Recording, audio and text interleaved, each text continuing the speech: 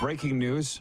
Philip Rivers is going to always want to play again. Talk to any retired football player. They're always going to want to play again.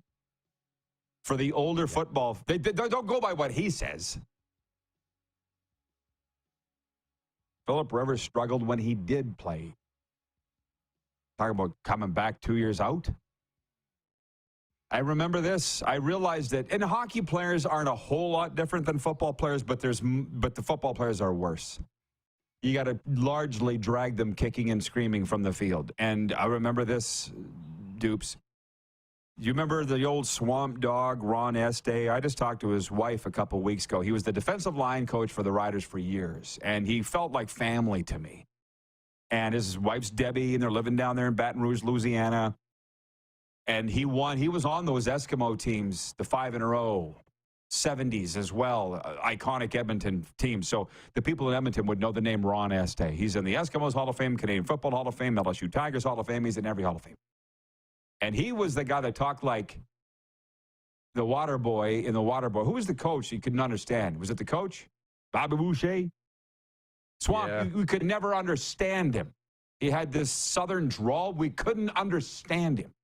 But I remember one time, Estee, when he was with us with Saskatchewan, he said he would cut one arm, we'll win one point. We're like, what? You put subtitles under that? And I can't remember. One of the other coaches said he'd cut his arm off to have just one more play. Get ready for the Rod Pedersen Show.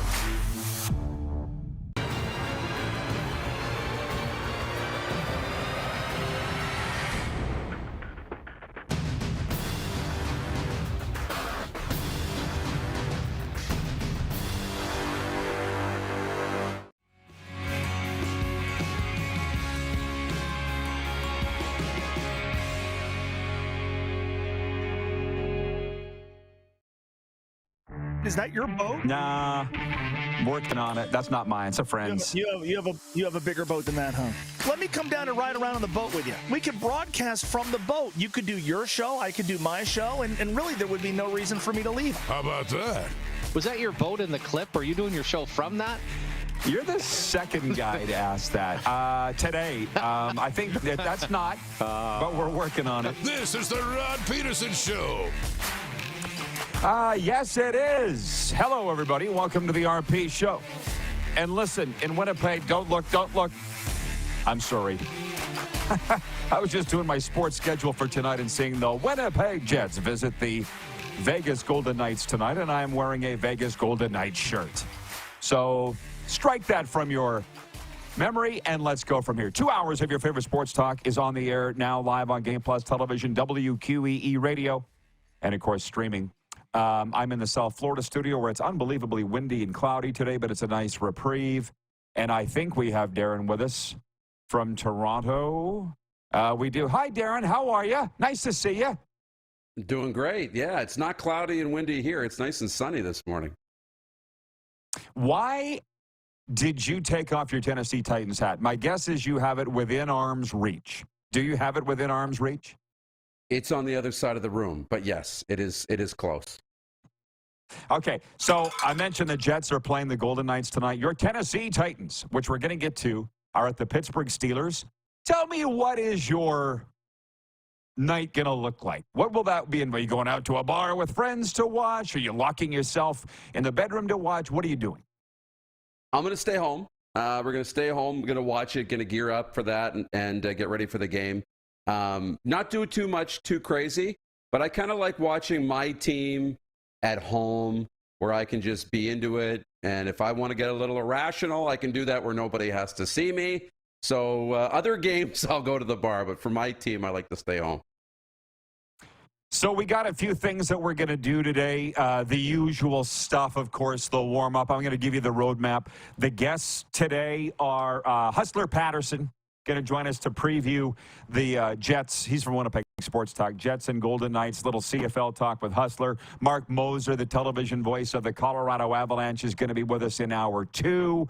We're going to play CFL Deal or No Deal and usual fun and frivolity, all of that. But I don't want to get mired down into the ho-hum of the scores, and let's talk about breaking down the games. To me, there's a place for that. Right now, I don't feel like it. And you're going to see in my Quick Six Show topics what I'm talking about. And we have a new sponsor for the text line. It's a familiar face, but a new face to the text line. It's Sober Carpenter. Non-alcoholic craft beverages, craft beers. Sober Carpenter is on board from now to the end of time. Montreal-based company available all across North America. Ask for Sober Carpenter by name at your local beer, wine, and spirit store like Total Wine here in South Florida, but it's all across Canada. Ask for it by name at your local beer, wine, and spirit store, and we appreciate having them aboard. So that's the exciting news. You're going to be hearing a whole lot about Sober Carpenter. Can you hit the Quick Six show horn, please, Director Jordan, and then we'll go from there. Hell yes. I was a good teammate, and I prepped Darren for some of the things that I wanted to get to here. And before we get to the Bobby Knight stuff, number one, World Series. I see there's a lot of texts have come in on the Sober Carpenter text line already regarding last night's World Series game. Mitch Garver broke a scoreless tie with an RBI single in the seventh. Nathan Eovaldi threw 6 gritty innings, and the Texas Rangers are World Series champions for the first time in their 63-year franchise history after beating the Arizona Diamondbacks 5-0 Wednesday in Game 5. Rangers set an MLB postseason record, going unbeaten on the road, 11-0. And Corey Seager joined Hall of Famers Sandy Koufax, Bob Gibson, and Reggie Jackson as a 2-time World Series MVP. He hit a trio of 2-run homers against Arizona. Now, listen, because, and I don't say this to poo-poo on baseball, Darren, but because there was nothing else on. There was no NHL games I was interested in at the time, and there was no football. I tuned in Game 5 of the World Series, and wouldn't you know it, it was a defensive gem. It was 0-0 in the third inning, and I'm like, I need action. I'd rather watch NASCAR. Zoom, zoom, zoom. I don't want to watch a defensive struggle. I want to see home runs flying out of the park. So I didn't watch the rest of the game, but I did read up on some of the interesting things of the series.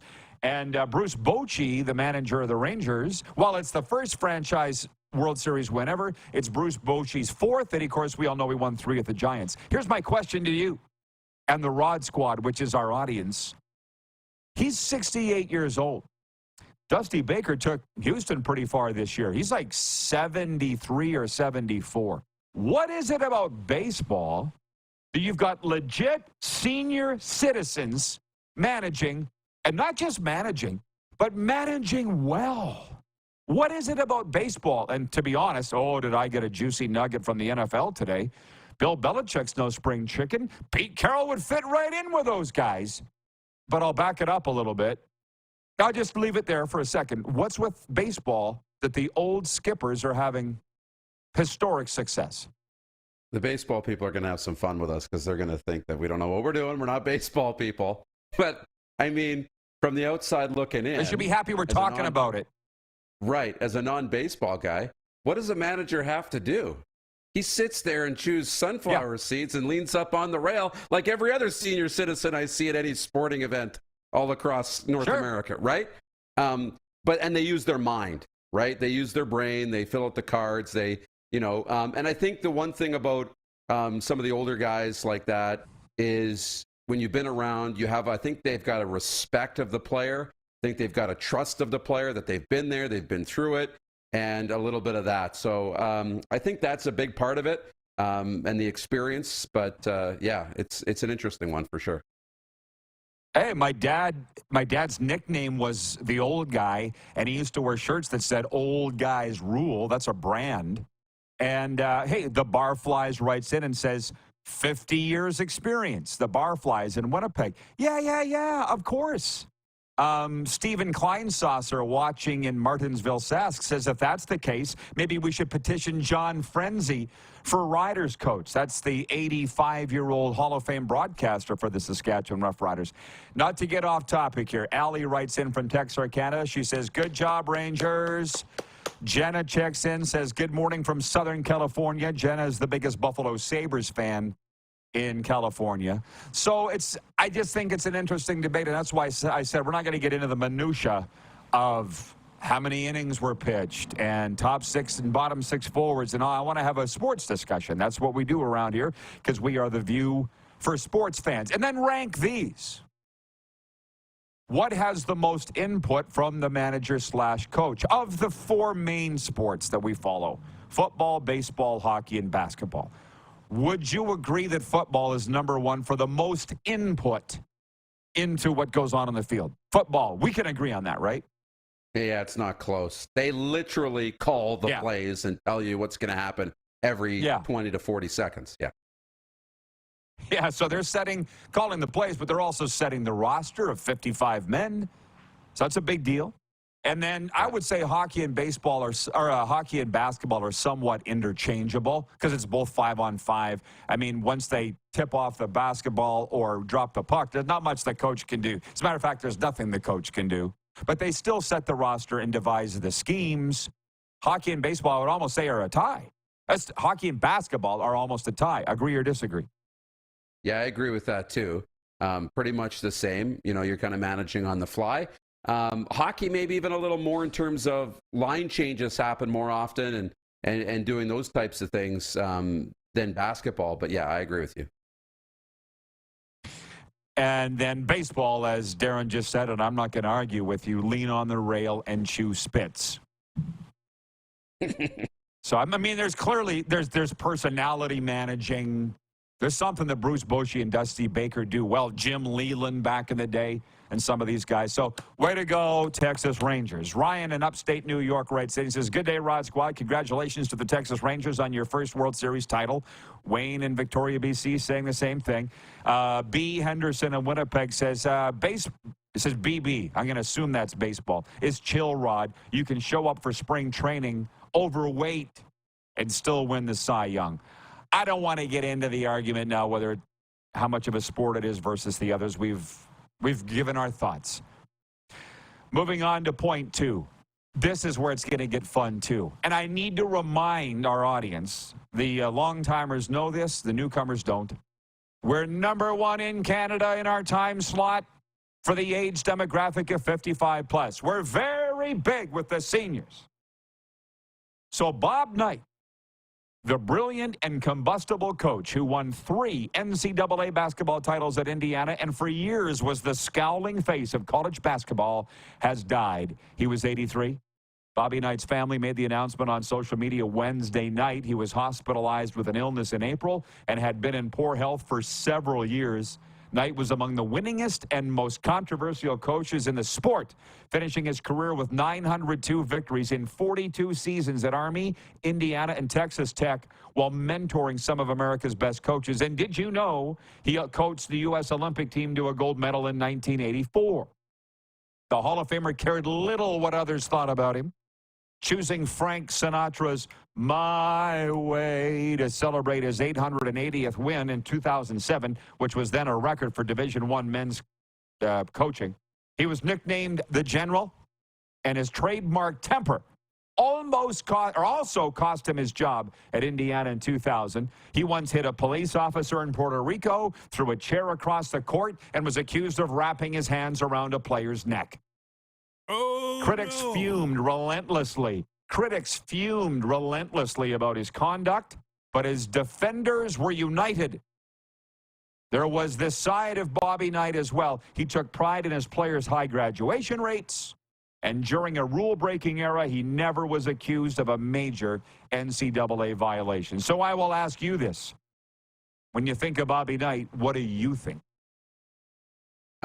First thing that comes to mind is I close my eyes and I see the chair being tossed right across the gymnasium floor. That's what I think of. Yes. When I think of Bobby Knight, right? Yeah. That's it. Sure. Yeah. So Carlos in Indianapolis writes that he says Bobby Knight's the only topic around these parts today. John Ohm in Winnipeg says, number 1 sports and entertainment show right here. That's the point, and thank you, John. He's here almost every day. I thought about that guy that we met with here in Boca Raton, Moose, at the top floor of his high-rise, the advertising agency. Do you remember his name? Yes, but why is it escaping my mind right now? Don't Don't let me off the So hook. it's a no. No, I had to think about it. Yes, I don't remember his it's name. Don. But Darren, It's Don. yes, you're right. Ding, ding. Tell him what he's won, Clark. Let's go. In that meeting on the top floor of his Boca Raton high-rise offices, he said, there's thousands of sports shows out there. What makes yours different? Me, the host. Bingo. Watch it and find out for yourself. Yeah. So anyways, the point is with Bobby Knight, it kind of is a rollover from what we talked about yesterday, Darren, when I said, if you just base your opinion on somebody by what you saw and don't give them the chance to grow or learn from past mistakes, you're selling yourself short. That was a very popular meme. And did you notice the reaction on that was coming from players and coaches? They're all agreeing. A lot of people were disagreeing. But again, I'm like Bobby Knight. I don't care what you think. I've never wrapped my hands around somebody's neck yet. And I haven't thrown a chair across the floor yet. But I get the guy. I was saying to Gil Scott the other day at the Dolphins game, the legendary agent, I said, the older I get, I really get Don Matthews. I get him in a lot of ways. And with Bobby Knight, we remember the chair throwing. As a matter of fact, that's on me. I was guilty of my own, you shouldn't do that. You know, what should he be remembered for that, Darren, and to the audience? Or should he be remembered for something else? Well, I think it should be a little bit of both. I think that was a little bit of the personality that came out, the temper. Those were things that helped. Obviously, were some tools he used to get the wins and build the resume that he has. But also, we're not talking about him today if he didn't learn from that and grow from that and didn't have a tremendous amount of respect and love from the people he played for or coached and were around him and worked with and things like that. I think, you know, we're so quick to say wokeism and old school's out and we're just throwing everybody out. No. If you are a bad person and don't learn from your mistakes, then yes, you'll be out, you'll never be welcomed back in, and you won't be remembered in a positive way. All the negative things that come with Bobby Knight, clearly he learned and grew and had a tremendous amount of still respect and understanding, or he wouldn't be remembered in a positive way like we're seeing right now. So it shows you that there is a place for this, as long as at the same time of being hard and tough and have a bit of a temper, being a good person at the same time. That can happen. Yeah, I mean, just because you don't learn from your mistakes doesn't make you a bad person necessarily. It might just make you dumb, dense, or stubborn. But somewhere along the line, if you open, their mistakes will repeat themselves until you do learn from them. And I don't think Bobby Knight thinks fondly of being fired in 2000. By the way, I opened up the Sober Carpenter text line, and there's a text here from Devone Claybrooks. Biscuit, number 95. Former Dallas Cowboy, D. Lyman, former head coach of the BC Lions. He was watching on TELUS TV yesterday, Channel 924, regarding the CFL moving their games to Saturday, the playoff games. Devone writes in, he says, Canadians aren't that into college football, so it's super smart move by the CFL. Signed, Biscuit. Thank you, Clay, for watching and chiming in. And Bomber Boy in Calgary writes in, he says, do you think they will bury Bobby upside down so the world can kiss his butt as per requested? He actually said that, Darren. But he said, so my critics can kiss my butt. That was a Bobby Knight line. So I guess, why don't you go to the funeral, Bomber Boy, and you tell us? We haven't even got to the NHL, NFL, or CFL yet. That's all next. Hustler on the way too, and Mark Moser, the voice of the Colorado Avalanche. We're live on Game Plus Television, WQEE Radio, Apple Podcasts, Spotify, and YouTube Live.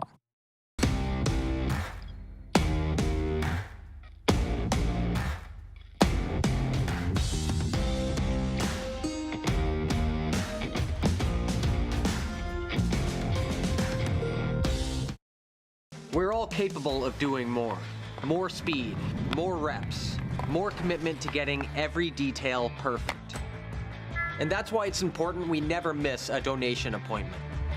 Blood and plasma donors are needed every day in Canada to support thousands of patients that rely on Canada's lifeline. We're asking you to join the Hockey Gives Blood Partners for Life team. Join today by downloading the Give Blood app or book online at blood.ca/HGB. The sports landscape continues to change, and teams and facilities are under more pressure to provide online and in-venue entertainment. They need the right team to deliver their product. Look no further than IKS Live. We provide service across North America and produce the best fan experience across all platforms.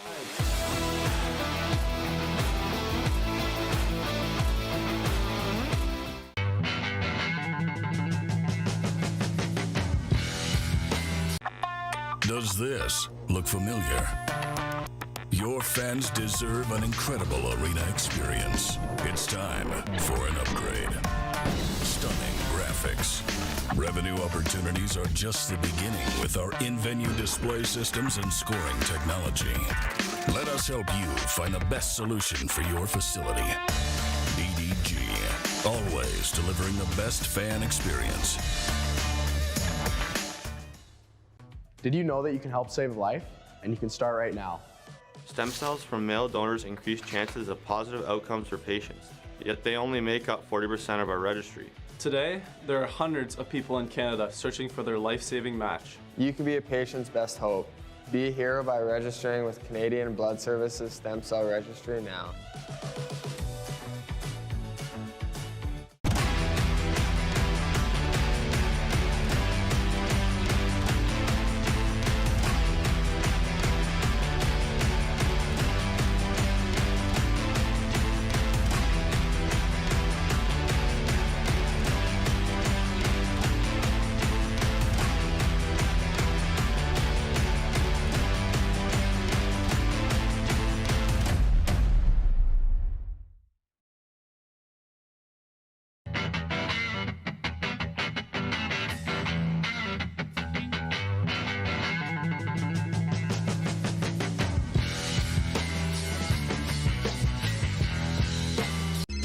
Text 902-518-3033.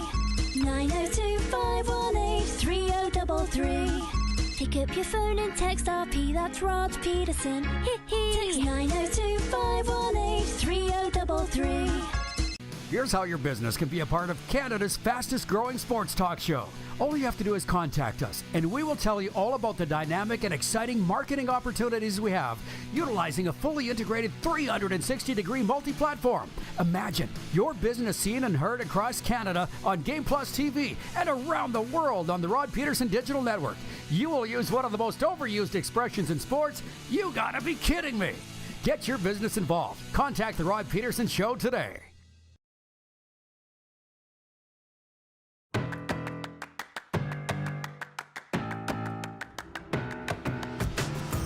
RP show continues on Game Plus TV and WQEE Radio down there in Atlanta. Also Apple Podcasts, Spotify, and YouTube. Look us up. Darren Moose Dupont is with us, and as we continue along, I'll drop in some questions. We got a brand new sponsor today, a familiar face to our audience. Sober Carpenter brings you the text line, 902-518-3033. Non-alcoholic craft beers. Ask for them by name at your local beer, wine, and spirit store. Ida McDonald writes in from Souk, BC. And forgive me, I don't believe I've ever been in Souk or even driven by it, but Ida says, hi, Rod, did you talk about those nasty TSN guys dropping the televised pan-continental curling games? Crappy deal, especially when they lured us in with a few opening ends and then dumped it. Oh, yeah, congrats on all those shows. Ida, we don't talk about other networks, and if we do, we talk about them glowingly. Just consider your note passed on. Rondo watching in Swift Current says, Bobby Knight. One of his best friends is Johnny Bench, who married his oldest son, Bobby, who named his oldest son Bobby after Knight. Thank you, Rhonda. Appreciate you.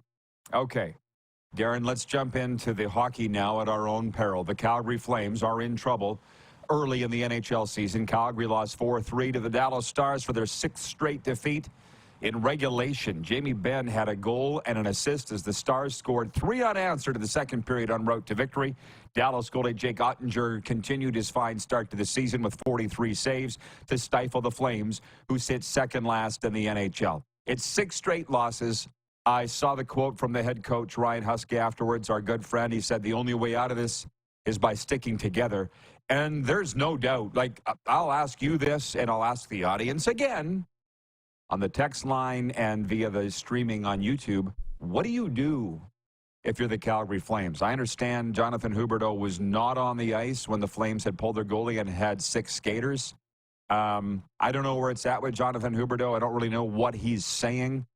But I would suggest you sit him down and maybe they have, and just say, if you don't want to be here, what do we need to do? What do you want? And I'm not going to be the guy to say, oh, you thought Daryl Sutter was the problem, now he's gone and you're still losing. I believe that change had to be made, but I really wonder, Darren, why it isn't clicking yet. Because the Daryl Sutter fan club, of which there are many, are really sitting back and having a big old chuckle over this. They are. They absolutely are. That's the question. You know, Ryan Huska's not going anywhere, and I don't think he should. I mean, they just hired him. He's not going to be dismissed this year. He's not going to be dismissed at the end of this year.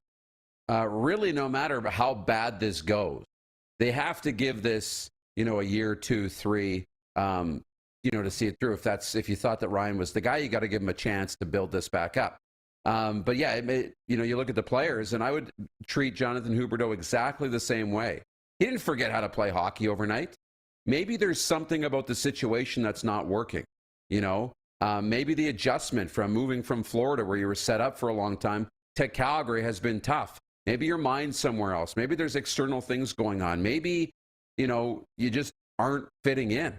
And if this continues, I could see maybe the roster start to be tinkered with and Craig Conroy start to put his fingerprints on this team once we get into the new year and kind of towards the trade deadline.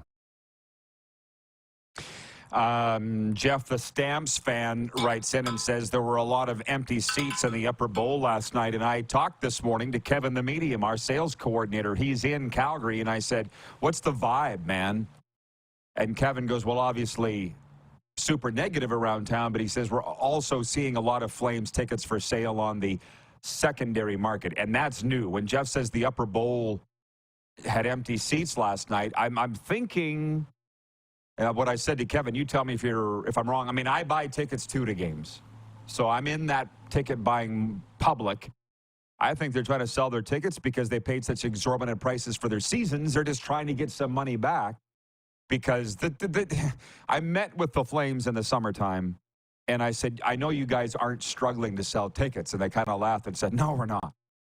And I don't know the answer. That's why I'm sitting here. That's why I put it to you, and I'll put it to the audience. What would you do if you were with the Flames? Because I've heard this for years. The Flames have never lost money. And I'm sure, well, I know there are NHL teams that lose money, but I don't think there's any Canadian teams that do. If your mandate is to just not lose money, but they don't care if you win or not, this is what you get. I mean, I know a lot of people that work for the Flames that love, love, love working for them. They treat their people well. And I don't want to say much more than that. I mean, Daryl Sutter and Brad Treliving paid for their jobs, with their jobs, for lack of results. So there are consequences for some people in the organization, but maybe not necessarily others. What do you do? I see them saying on social media, play the young guys, blow it up, start the rebuild. Is it time for that yet? And if not, when? Because it's a couple of weeks, let's say 3 weeks until U.S. Thanksgiving. If they're languishing this far beyond the playoff cutoff line, do you start moving guys? I think you do, but they're still only at the 10-game mark. When do you make that decision? Yeah, I think it's too early to make that decision, especially, you believed in this roster coming into the year. But I think, you said U.S. Thanksgiving, you're probably starting to think about it. And then I think leading into the new year and coming out of the new year, you really need to come out with a plan forward. If you come out of the new year and this team's not even close to being able to challenge for a playoff spot, then you got to start looking at, okay, what does next year's team look like and what does next year's roster look like? And I go back to Huberdeau. Like, it doesn't mean that, you trade him away and he goes and has success somewhere. Flames fans are going to be upset. You talk about, those little blocks in the hole, right? Well, the circle block is the one that stands out to me because the circle block fits nicely in the circle hole, but it also squeezes into the square hole too. So one block can fit in a couple holes, but it doesn't fit in the triangle hole. So Jonathan Huberdeau's success in Florida, he might get traded somewhere else and become, again, back to being an elite player in the National Hockey League. It just might not work in Calgary. So you might have to cut your losses. You might have to, try and acquire some assets that can help the team and can fit in to that market. But I would say the one guy that's getting the year. goat horn. He's the one that's getting the goat horns, and it's not just him, but they always got to have a scapegoat in like every market. John Ohm says, build a new rink in Calgary, and boom, sold out, baby. No, John, that's not the case. You're a Rider fan. They built a new stadium there, and they're coming off a season of all-time low attendance in the new stadium. So trust me, I used to think that way. I used to think, we'll build a new stadium, and the place will be full every game. Unfortunately, I think a lot of sports executives think that way. No. You got to have a competitive product on the playing surface. Flames, unfortunately, aren't doing that. They've lost 6 in a row, and don't even get me started on the Rough Riders. Couple other games, Owen Power scored the tiebreak. Hang on. Just on the Huberdeau thing, as if it wasn't bad enough, tonight his record will fall. Alexander Barkov becomes the Florida Panthers' all-time leader in career games played tonight.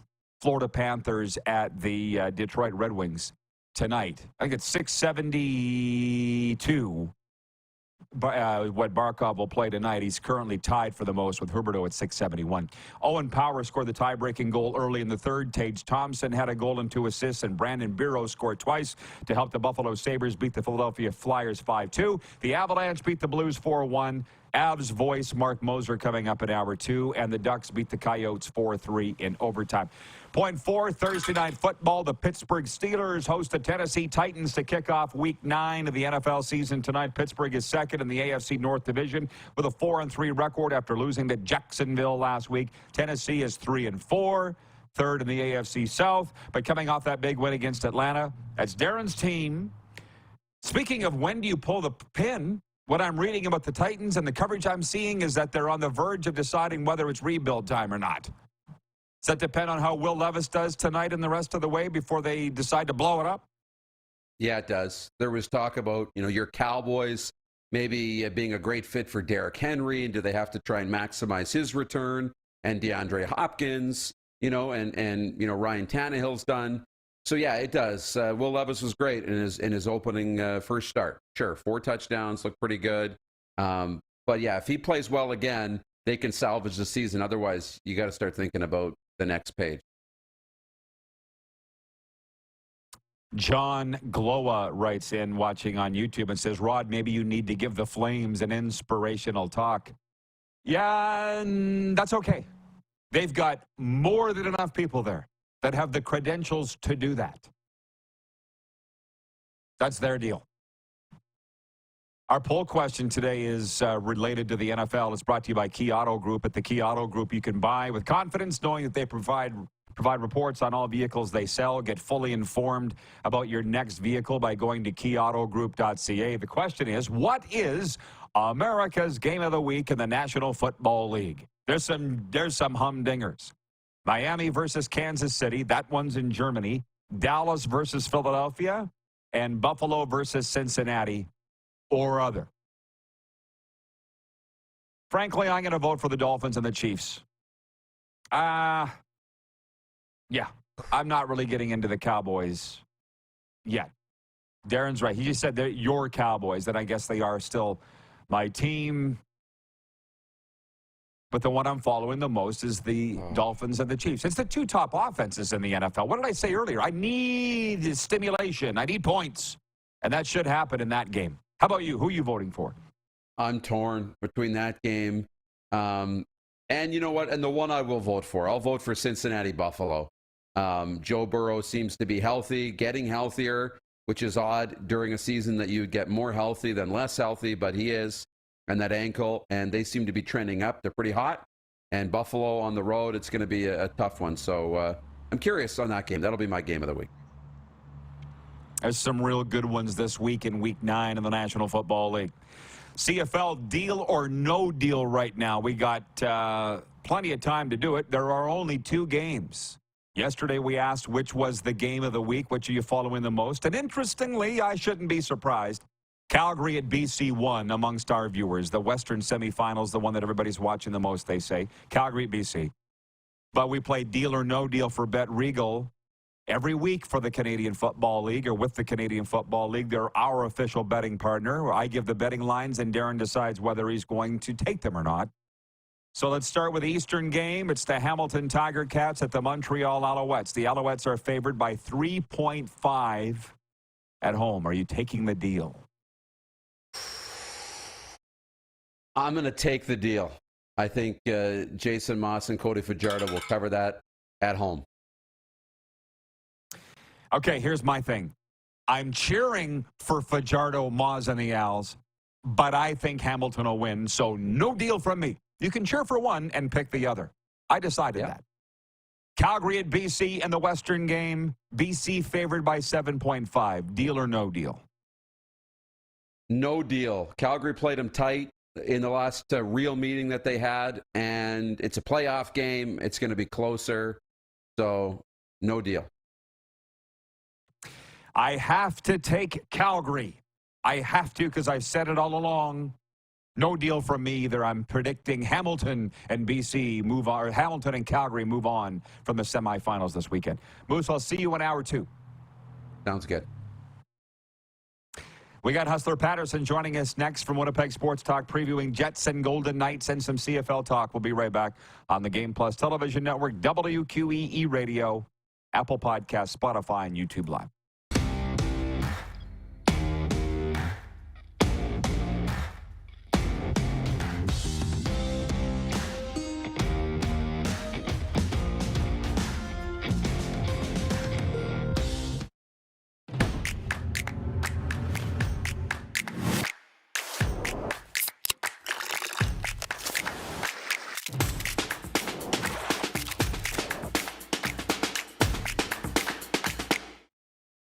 IKS Game Day wishes to congratulate the city of Estevan and Affinity Place on their brand new center ice display. This state-of-the-art score clock features 5 LED faces with full motion graphics, scoring integration, and our new Halo mounting system.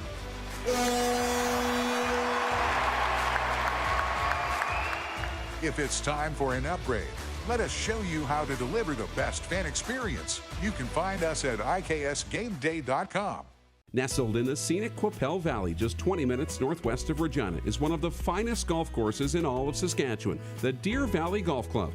The clubhouse has a full-service restaurant, and customers can enjoy a casual dining experience with spectacular views of the golf course and valley. A fully stocked golf shop, staffed by PGA of Canada professionals, is equipped to meet all of your golf apparel and equipment needs. Book your tee time, family event, or corporate tournament today at the Deer Valley Golf Club. Call 306-731-1445.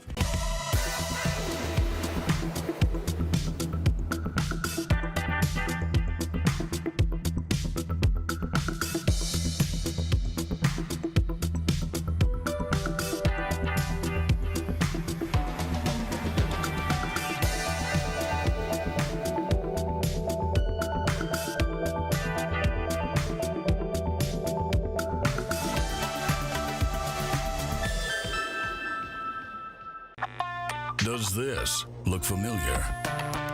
Your fans deserve an incredible arena experience. It's time for an upgrade.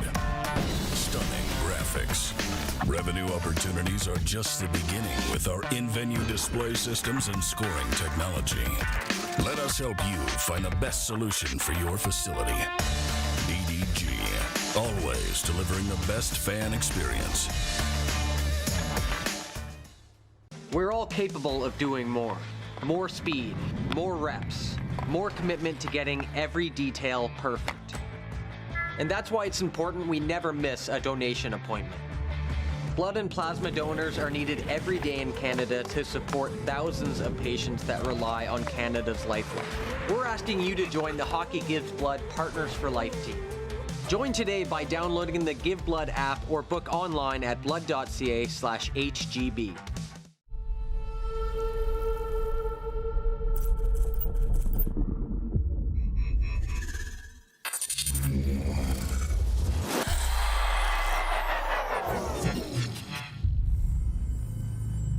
Here's how your business can be a part of Canada's fastest growing sports talk show.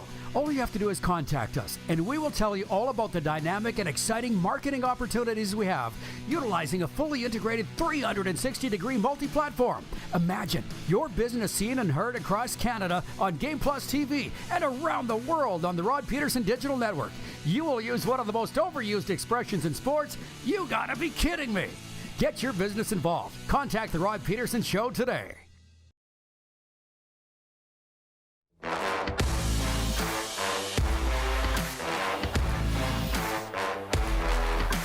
RP show rolls on, and holy smokes, we got a lot of messages coming on the Sober Carpenter text line, some for Hustler, so we will get to those. Well, let's start with that. Let's bring in Hustler from Winnipeg Sports Talk. Bomber Boy in Calgary watching, wants to know your thoughts on the game of the week. Chiefs and Dolphins in Germany. Are you scared, Hustler, of the number one offense in the NFL, owned by the Finns?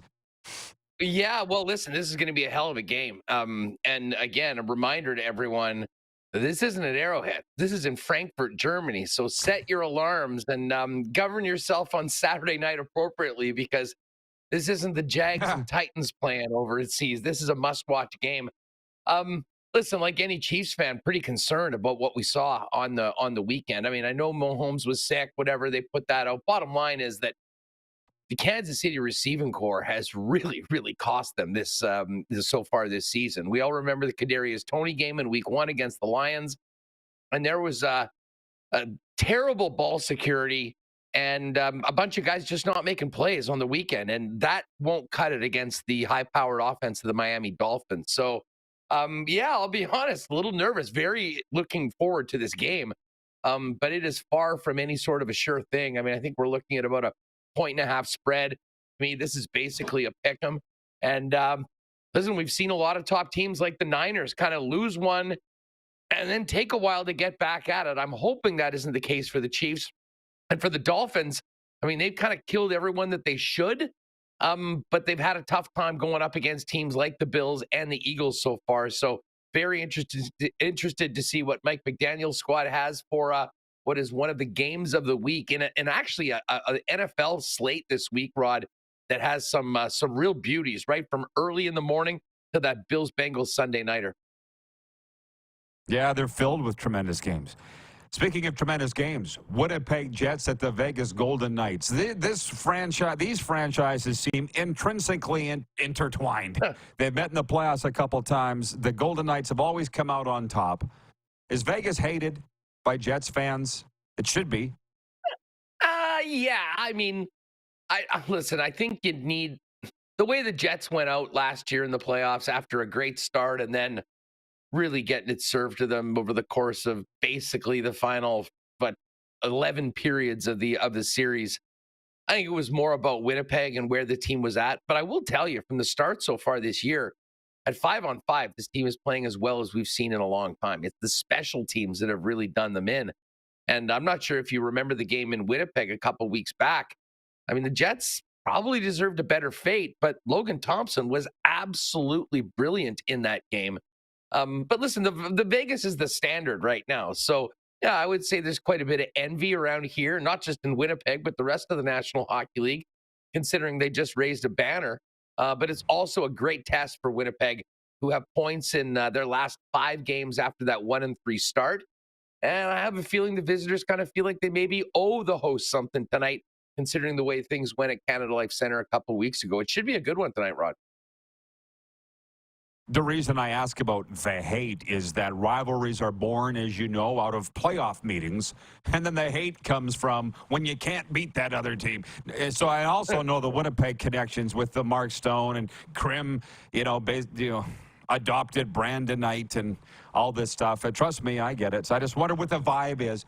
And are the Jets that much better? Because you're seeing the than last year, because you're seeing the squalor in Calgary and a little bit in Edmonton and certainly Toronto. The Jets fans, I hope they're happy these days. Yeah, I think there's a lot of optimism about the team, to be honest, Rod. I mean, there's been a lot of other stories that I'm sure you've talked about, some lower crowds and whatnot, but I think things are going in the right direction. There's absolutely no doubt that this is a deeper team. The third line and the fourth line have been played more than we've probably ever seen over the course of the last 10 years of Winnipeg Jets hockey. What has been a big asset of theirs in the past, their penalty kill and goaltending has not been the case. Now, Hellebuck had a rough first week. He's back. He's been brilliant over the last couple of weeks, so we can sort of remove that. But they've still given up a shorthanded goal, a power play goal in 8 of 9 games this season. And, again, like Monday night against the New York Rangers, a game that they played very well, controlled most of the play at 5-on-5. They end up on the wrong end of the special teams battle and end up losing in overtime. So while I think they're happy with where they are, coming back from, that 1-3 start, where they probably deserved a better record, to be honest, but hey, it's all about the standings.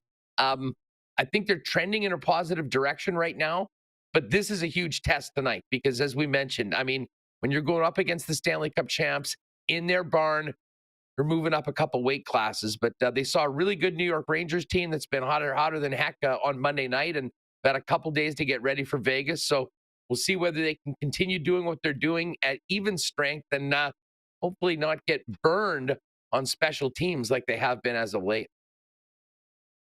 From the Barflies watching from Winnipeg says, too many Manitoban-born players to be truly hated. Oh, I didn't think that where the players were from mattered, but I respect the opinion. Robert Campbell writes it. He says, lifelong Winnipegger here, now living in Vegas. Can't wait for the game tonight. Go, Jets, go. Yeah, this one tonight, I would suggest, is the game of the night in the National Hockey League. To football, CFL variety hustler. Who had the better season, Brady Oliveira or Zach Collaros? Oh, man, that's been such a topic here in Winnipeg over the last couple weeks. You know what? I mean, I think when we get down to the award, I think we have to get into what the award is. I don't have a problem with the voters selecting Brady Oliveira as the most outstanding player. I had a great chat with Dave Naylor earlier today, and I think you can certainly make an argument for a player at their position. He was as good as anybody in the Canadian Football League. If they were talking about most valuable player, though, Rod, I still think it's the quarterback in Zach Collaros. And, he's led the league in touchdown passes, just behind Vernon Adams when it comes to the yardage, and obviously missed 2 games.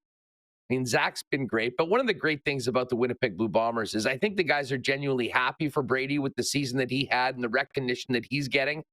But the player awards, I think, for this group are secondary. They want to get their hands back on the Grey Cup, and to do that, they're going to need to beat the winner of BC and Calgary in Winnipeg on Remembrance Day, and then we'll see whether they get that rematch against the Toronto Argonauts. Again, speaking of Chad Kelly, who, of course, is up for that award, that was kind of the real disappointing part of the CFL season, that the Argos were so good and had wrapped up the East that they didn't play him in their one matchup of the year. So there's a lot of intrigue going into this weekend. But as far as the Brady Oliveira, Zach Collaros conversation, I think Brady's probably a fine choice. You couldn't have gone wrong either way.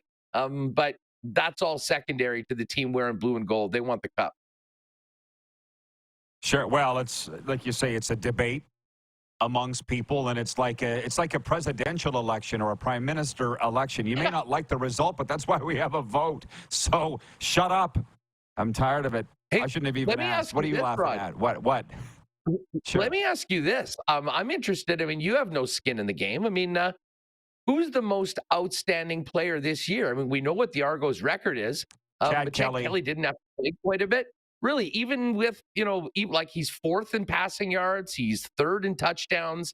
He didn't play a lot. I mean, is it just based on the body work early on to wrap it up the way they did?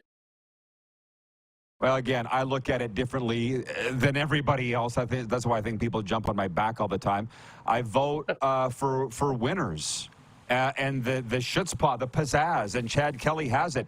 He's basically a rookie. He's not. I think if you play under 10 games, you're considered a rookie the next season.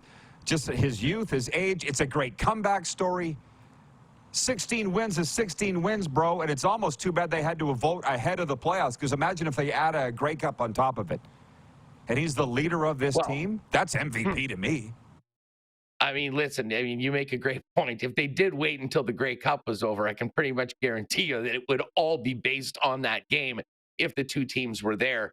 Hey, listen, it's two great young players, great young stars in the league going at it for the MOP, and that will be an interesting side story of Grey Cup week. But I think as CFL fans, unless you're a fan of one of the other teams, I think everyone would like to see the Bombers and Argos go at it in the first meaningful game between these two clubs since the 1 Point Grey Cup last year. I love it. Great chat. Huss, thanks, man. Keep in touch. You got it, Roddy. All the best. Hustler Pedersen from Winnipeg Sports Talk. We'll be right back with a sports update. I'll answer some of your questions and comments. And, audience takeover. We'll be right back on Game Plus TV. All across Manitoba, we're available on Bell MTS Channel 1190. We're also on WQEE Radio, Apple Podcasts, Spotify, and YouTube Live.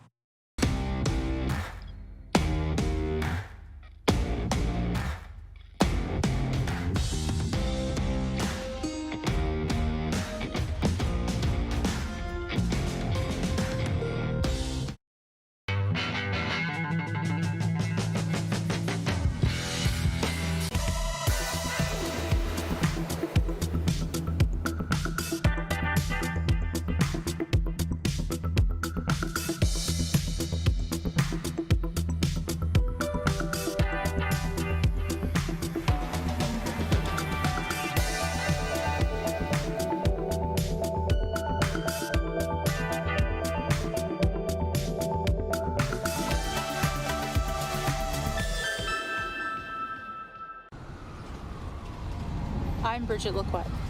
I'm a First Nation Olympic silver medalist, and I'm proud to represent Indigenous hockey players across Canada. Each year, hundreds of Canadians need a stem cell transplant from an unrelated donor to save their life. Anyone can have a hard time finding a stem cell match, but for Indigenous peoples, it can be even more difficult, because just over 1% of prospective donors on Canada's stem cell registry are of Indigenous backgrounds. Be a hero. Join me in Hockey Gives Blood in helping to make a life-saving difference to those in need. Register today at blood.ca/beahero.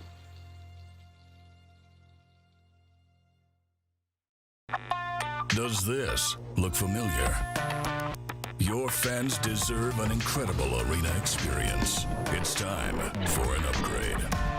Stunning graphics. Revenue opportunities are just the beginning with our in-venue display systems and scoring technology. Let us help you find the best solution for your facility. EDG, always delivering the best fan experience.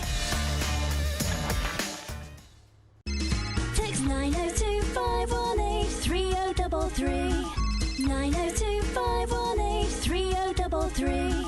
Pick up your phone and text RP, that's Rod Pedersen. Text 902-518-3033.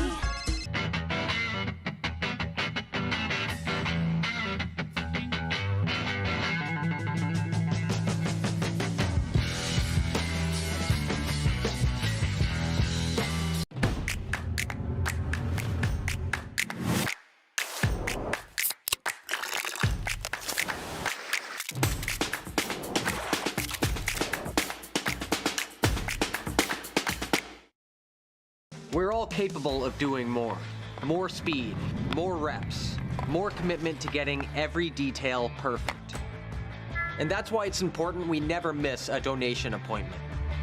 Blood and plasma donors are needed every day in Canada to support thousands of patients that rely on Canada's lifeline. We're asking you to join the Hockey Gives Blood Partners for Life team. Join today by downloading the Give Blood app or book online at blood.ca/HGB.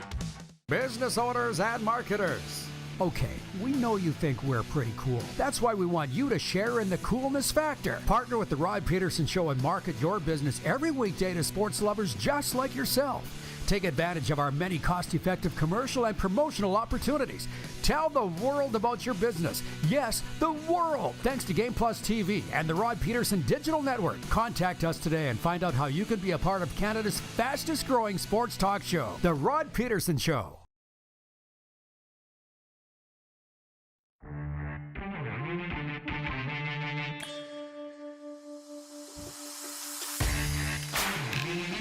Welcome back, everybody. Here for a good time, not a long time in this segment. Oh, boy. My guy Roger writing me, it's kind of eerie that he did. He's at Grey Eagle. He's one of the top dogs over there at Grey Eagle Resort and Casino. You still got that music, Clark? You guys got that anywhere? Grey Eagle Resort and Casino. Big Flames fan. It's gone. It's fine if you don't have it. Totally. If you do, surprise me. Resort and Casino. Roger from Grey Eagle writes in on the Sober Carpenter text line. Sober Carpenter non-alcoholic craft beers. Ask for them by name at your local beer, wine, and spirit store. Roger says, "Morning, Rod. I won a few Canadian bucks and 4 buffet tickets. On Texas, 2 of those buffet tickets have your name on them." He says that, yeah, the Flames are done. 1 year too late on Bedard. Fantilli. I don't think they recover this time around, and I hope they sell, and sell. We Calgarians need this. I can't imagine what the Coffee Row talk is today on the Flames. And it's misery loves company. I get that, but it's very depressing. I'm with the coach in that the only way out of it's sticking together, but I'm not sure that's going to be possible. Ron in Calgary writes, and he says, the Flames are in rebuild mode, and we have to accept it. I would spend the next couple of weeks changing up lines and call-ups. Yeah, he's saying, blow it up now. CFL comments coming in. We'll save that for next hour. Sorry, I ate a pumpkin-flavored cereal bar in the break, and now it's repeating on me. How about that? Oh, how about that? Sports update. The Toronto Raptors are in Philadelphia for their second game in 5 days against the Sixers. Philadelphia won 114-107 in Toronto last week in head coach Nick Nurse's first game back since he was fired by the Raptors. How about curling? Quebec's mixed team hopes to build on a streak that hasn't been accomplished in over 90 years of Canadian curling at the 2023 Canadian Mixed Curling Championship. However, 13 other teams filled with experience and talent at all levels of the sport will be doing everything they can to claim the national mixed curling title when the event gets underway this Sunday at the Swift Current Curling Club. Quebec's team, Pierre-Luc Morissette, has a lofty goal in its sights as it aims to become the 4th team in a row from the same province or territory to win a Canadian curling championship with entirely different lineups. The sports update brought to you by Common Crown Brewing Company, turning your everyday common beer into a unique and exceptional experience. Check out their website at commoncrown.ca. And for Landmark Cinemas in theaters now, 5 Nights at Freddy's. Can you survive 5 nights? The terrifying horror game phenomenon becomes a blood-chilling cinematic event as producer Blumhouse brings 5 Nights at Freddy's to the big screen. In theaters now, 5 Nights at Freddy's, Landmark Cinemas. Hour 2 coming up. Moose will return, and Mark Moser of the Colorado Avalanche after this brief pause on Game Plus and Key Radio.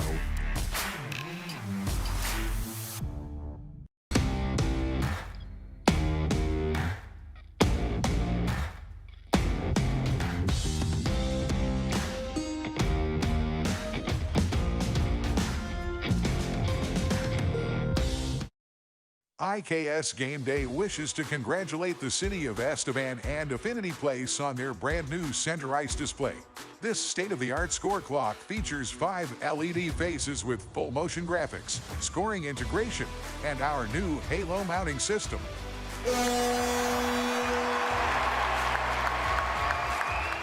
If it's time for an upgrade, Let us show you how to deliver the best fan experience. You can find us at iksgameday.com.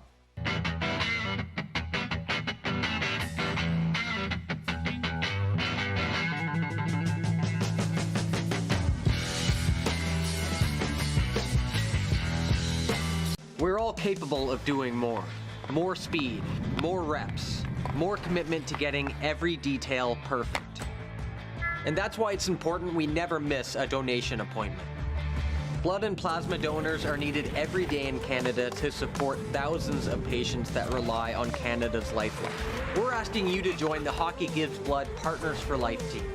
Join today by downloading the Give Blood app or book online at blood.ca/HGB.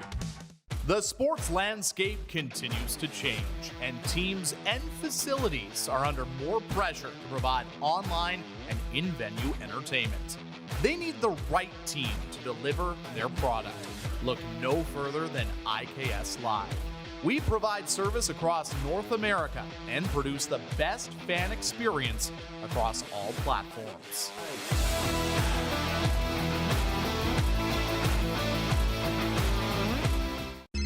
Text 902-518-3033.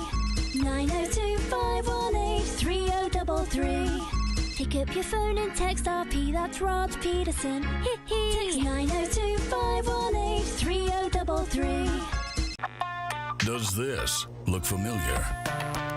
Your fans deserve an incredible arena experience. It's time for an upgrade. Stunning graphics. Revenue opportunities are just the beginning with our in-venue display systems and scoring technology. Let us help you find the best solution for your facility. EDG, always delivering the best fan experience. Nestled in the scenic Qu'Appelle Valley, just 20 minutes northwest of Regina, is one of the finest golf courses in all of Saskatchewan, the Deer Valley Golf Club. The clubhouse has a full-service restaurant, and customers can enjoy a casual dining experience with spectacular views of the golf course and valley. A fully stocked golf shop, staffed by PGA of Canada professionals, is equipped to meet all of your golf apparel and equipment needs. Book your tee time, family event, or corporate tournament today at the Deer Valley Golf Club. Call 306-731-1445. Business owners and marketers. Okay, we know you think we're pretty cool. That's why we want you to share in the coolness factor. Partner with the Rod Pedersen Show and market your business every weekday to sports lovers just like yourself. Take advantage of our many cost-effective commercial and promotional opportunities. Tell the world about your business. Yes, the world. Thanks to Game Plus TV and the Rod Pedersen Digital Network. Contact us today and find out how you can be a part of Canada's fastest-growing sports talk show, The Rod Pedersen Show. Is that your boat? Nah, working on it. That's not mine. It's a friend's. You have a bigger boat than that, huh? Let me come down and ride around on the boat with you. We could broadcast from the boat. You could do your show, I could do my show, and really there would be no reason for me to leave. How about that? Was that your boat in the clip? Are you doing your show from that? You're the second guy to ask that today. I think that's not, but we're working on it. This is the Rod Pedersen Show. I get a real kick out of that. Nice work. I think it's Director Jordan, who put that together as we rock and roll into hour 2 of the RP Show, broadcasting live from windy today, South Florida. Darren Moose DuPont is in the Toronto studio, and he joins us now on this program live on Game Plus TV, WQEE Radio, Apple Podcasts, and Spotify. I find this real funny that in the summertime, Moose, people often say to me, oh, Florida, aren't you worried about being swept up in a hurricane? Oh, aren't you worried about the heat? Blah, blah, blah. And then the snow hits, and the temperature plummets, and everybody wants to, oh, can I come ride around in your boat? Oh, can I come down? Can I stay with you? You took advantage of that opportunity. Yeah, they changed their tune real fast. And life is fantastic here, and very happy to report that. And not if you're a Calgary Flames fan, however, and various other struggling teams like the Vegas Raiders as we walk into hour 2 of the program. It's a Thursday, last I checked. Football Fridays tomorrow. I want to clarify something for all and sundry. I will forever be known as the Rough Rider guy, and there is way worse things to be known for than that. I'm quite proud of that. But I want to clarify something. If I was hiring the next head coach of the Saskatchewan Roughriders, I would right now be hiring Paul LaPolice. End of story. And it's a bit of a theme on the program today. We'll get way more into it tomorrow, and it'll probably be the poll tomorrow. Who should the Roughriders hire as their head coach? But the poll today is, what is America's game of the week in the National Football League? And it's brought to you by Key Auto Group. Key Auto Group, driven by safety. Experience peace of mind with our comprehensive multi-point inspections. Visit keyautogroup.ca for automotive excellence. I just wanted to get that out of the way off the top because it was on my mind. The Dallas-Philadelphia game is leading the poll on Twitter, the last that I saw. Let's get the votes up, everybody. Go to your Twitter, not if you're driving, of course. Follow @RodPedersen Show and vote on our poll today for Key Auto Group. That's one. And then for two, Darren, just to bring it back and land the plane a little bit. Last hour I said, and yesterday too, it was a carryover to today, Bobby Knight. What do we all think of when we think of Bobby Knight? We think of him throwing a chair across the floor in some college basketball gymnasium in America, here in America. And Bobby Knight passed last night at the age of 83, and he's being remembered not for that, but for retiring as the all-time Division I men's basketball leader, being a leader of men, not being nailed with any basketball violations by the NCAA, recruiting, point shaving, anything like that. No, he did it by the book, and he did it my way. The next level of this, where I'm bringing you in, Darren, is Paul LaPolice. He's been fired with 2 prior head coaching stints in the Canadian Football League in Winnipeg and Ottawa, and football people are writing him off. I haven't talked to Lapo, but I've talked to those close to Lapo, and he's like, I hope people aren't judging me based on that. I was with an agent on the weekend who said he had no talent in either place. That has a lot to do with it. But where are you on the LaPolice thing? Are you with the naysayers, which is fine if you are, that say he blew his chances? Or, and even if he did, give him the opportunity to learn? Because I'm a believer in Paul LaPolice. And there are certain people that think I'm not. And I'm like, well, you've read it wrong, but I'm clearly not going to change your mind, so forget it. But I'd hire him. You? I'm a Paul LaPolice fan. I am. But I wouldn't hire him to be the head coach of my football team right now. Like, if I'm the Riders, if I'm Jeremy O'Day, and, you know, a lot of people think that Jeremy's lucky to get the extension and not be let go along with Craig Dickinson in this whole situation. So do you want to hitch, you know, your whole future in that organization and your chance to a coach that's gone 0-2, 0 for 2? Do I think, you know, Lapo could be a coach? Yes. But I think he's probably got to go back, be an offensive coordinator again, show the world that, you know, he's still very, very good at that and still owns that. And then I think he could get another shot at being a head coach. Because I'm with you, like, the 2 situations he was in weren't exactly the best situations. Like, there wasn't a lot of talent there. He wasn't dealt a really great hand. So I'd need to see him probably go back to be a coordinator first, which I think he could be really good at. Some of this comes with age. Some of it comes with experience. I'll get this note in here. I got your hockey stick that you brought down, my 1,000 shows stick, from John Ohm. He says, Bobby Knight was different and a winner. Kind of like this show, eh? We were talking about it in our morning meeting that clearly I'm doing this show my way. And it's working. Some like it, some don't. Who cares? You're all here. So we're doing something right.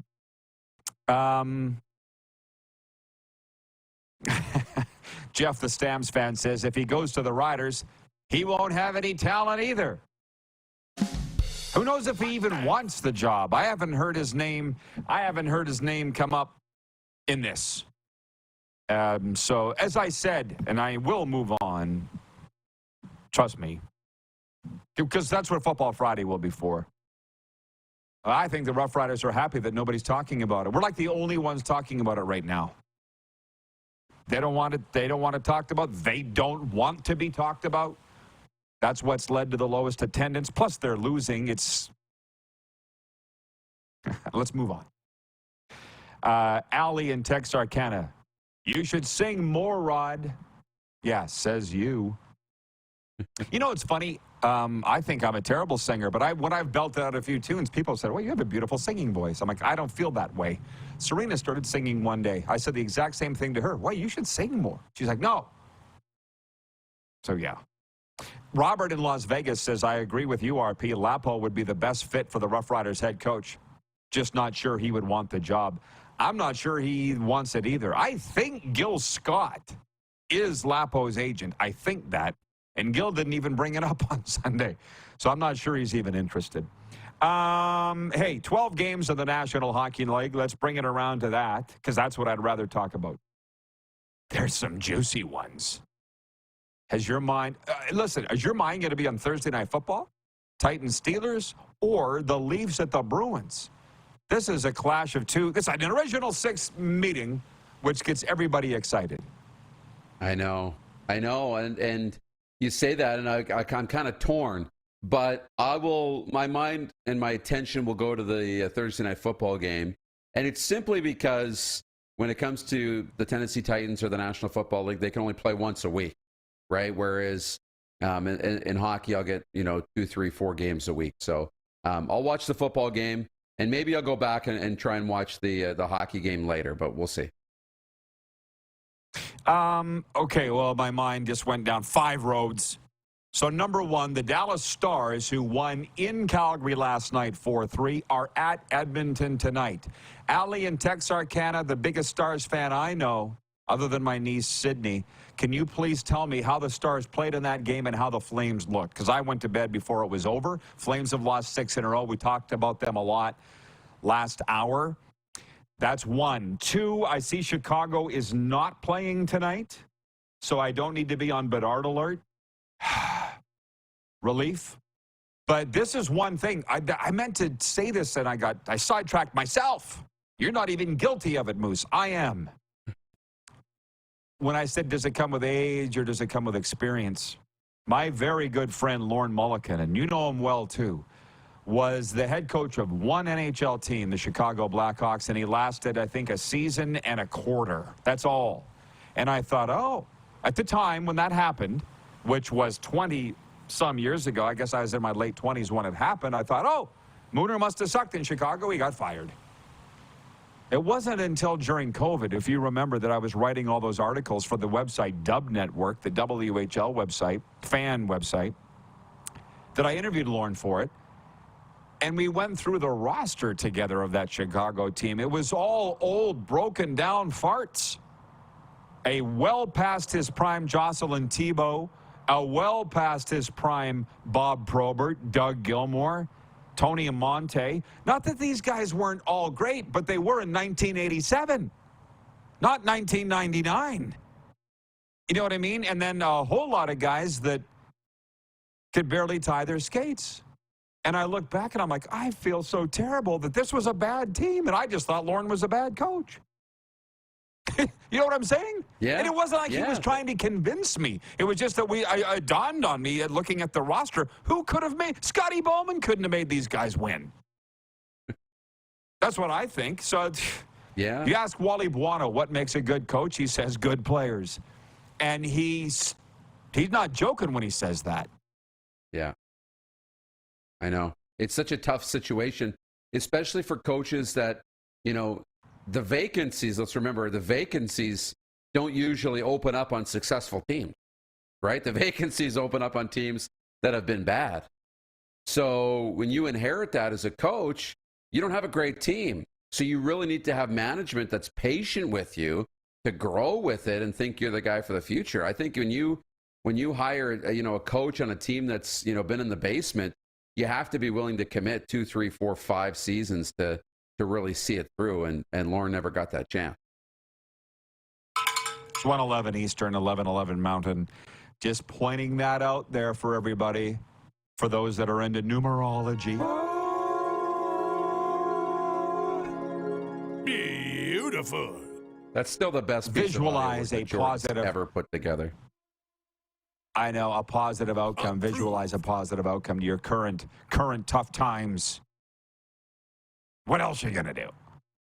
Allie with the report from the Saddle Dome. She says the Stars had a great second period. The Flames made a good push in the third.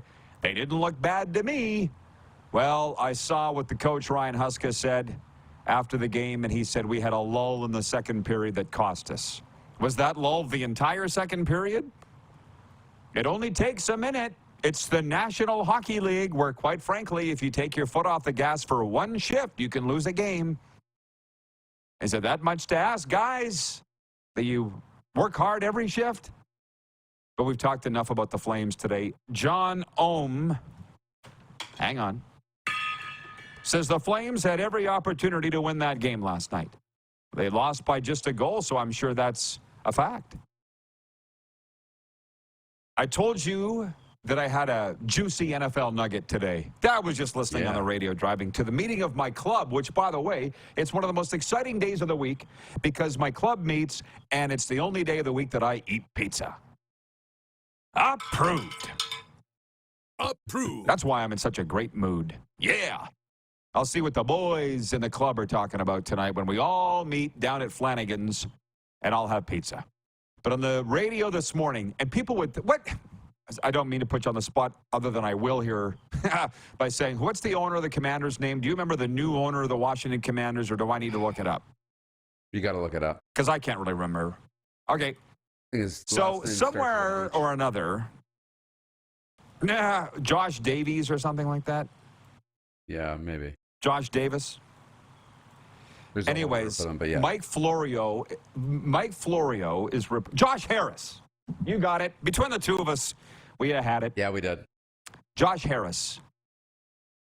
Florio reporting today, people might have seen it at ProFootballTalk.com or on Florio's Twitter, but he said that Josh Harris has approached or is thinking of approaching Robert Kraft and saying, what would it take to get Bill Belichick off you? Like, if you don't want him anymore, we'll take him. And listen, American sports talk is so much different than Canadian sports talk. It ain't even in the same. You don't even think it's the same business.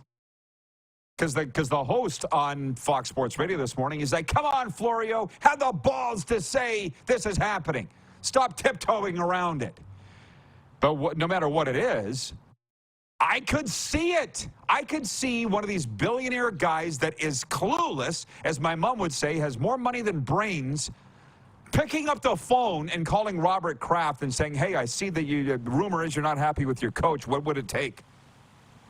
And Kraft would probably hang up on him. But I could see one of these idiots doing it. Couldn't you? Yeah, I could see it. You know, shoot your shot. You want your coach? I mean, great. That's, doesn't mean they're going to listen. And it'd be interesting to see exactly what Robert Kraft does in that situation because, are they ready to move on and turn the page, or are they stuck with Bill until Bill decides it's time to be done? And I think he's kind of earned that, right? A lot of these guys are so much fun to be around, but I really would want nothing to do with them. These billionaire owners. And God, I'm telling you, I've been around them forever. You know that. You've heard the stories. Like, they're just, most of them are narcissists. But, an example of this is the 2002 Grey Cup, where that owner of, and you Stamps fans are going to have to remind me, was it Michael or Kevin was the owner? Because his kid was the quarterback of the team of Calgary. And it was at the Grey Cup, which I was at. And the owner, Michael Federick's like, I don't know if he got liquored up when he did this, but he was allegedly at a cocktail party and started pimping Wally Buono services to any teams that might want him. The owner of the team, Michael Federick. Hey, guys, we're going to make Wally Buono available. Would you be interested in Wally Buono at all? Because I think we're done with him. Only the Hall of Fame head coach and GM of the Calgary Stampeders. But because they don't care what you've done. They don't respect what you've done. And when I say narcissist, a distinct lack of empathy or respect or any conscience that you would do that. And to be honest, I think what ended up happening was Wally heard about this and quit. I think. Somebody would have to remind me. But how dumb do you have to be to do that? But that's what these guys do. And I think I've told you the story one time. I was sitting with a couple of owners of a team, and they pointed at the arena. We were outside the arena.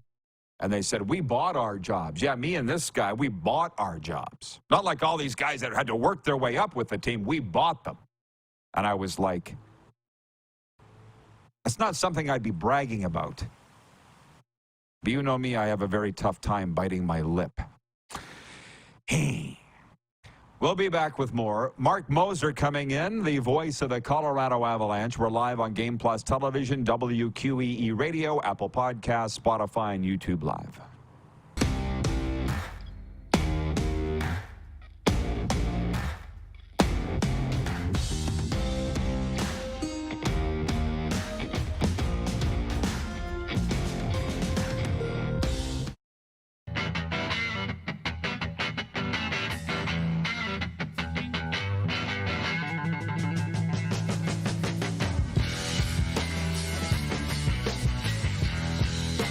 The sports landscape continues to change, and teams and facilities are under more pressure to provide online and in-venue entertainment.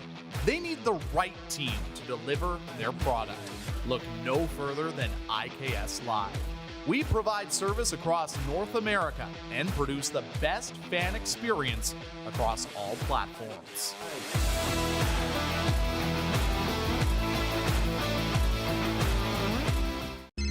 Text 902-518-3033.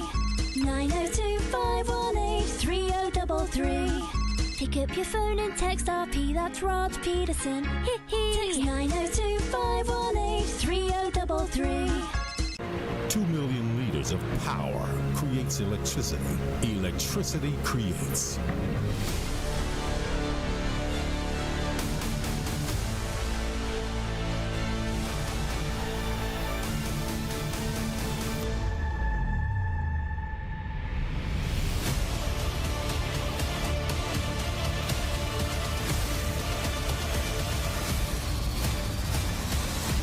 View Casino.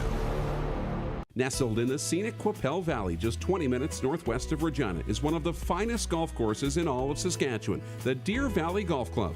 The clubhouse has a full-service restaurant, and customers can enjoy a casual dining experience with spectacular views of the golf course and valley. A fully stocked golf shop, staffed by PGA of Canada professionals, is equipped to meet all of your golf apparel and equipment needs. Book your tee time, family event, or corporate tournament today at the Deer Valley Golf Club. Call 306-731-1445.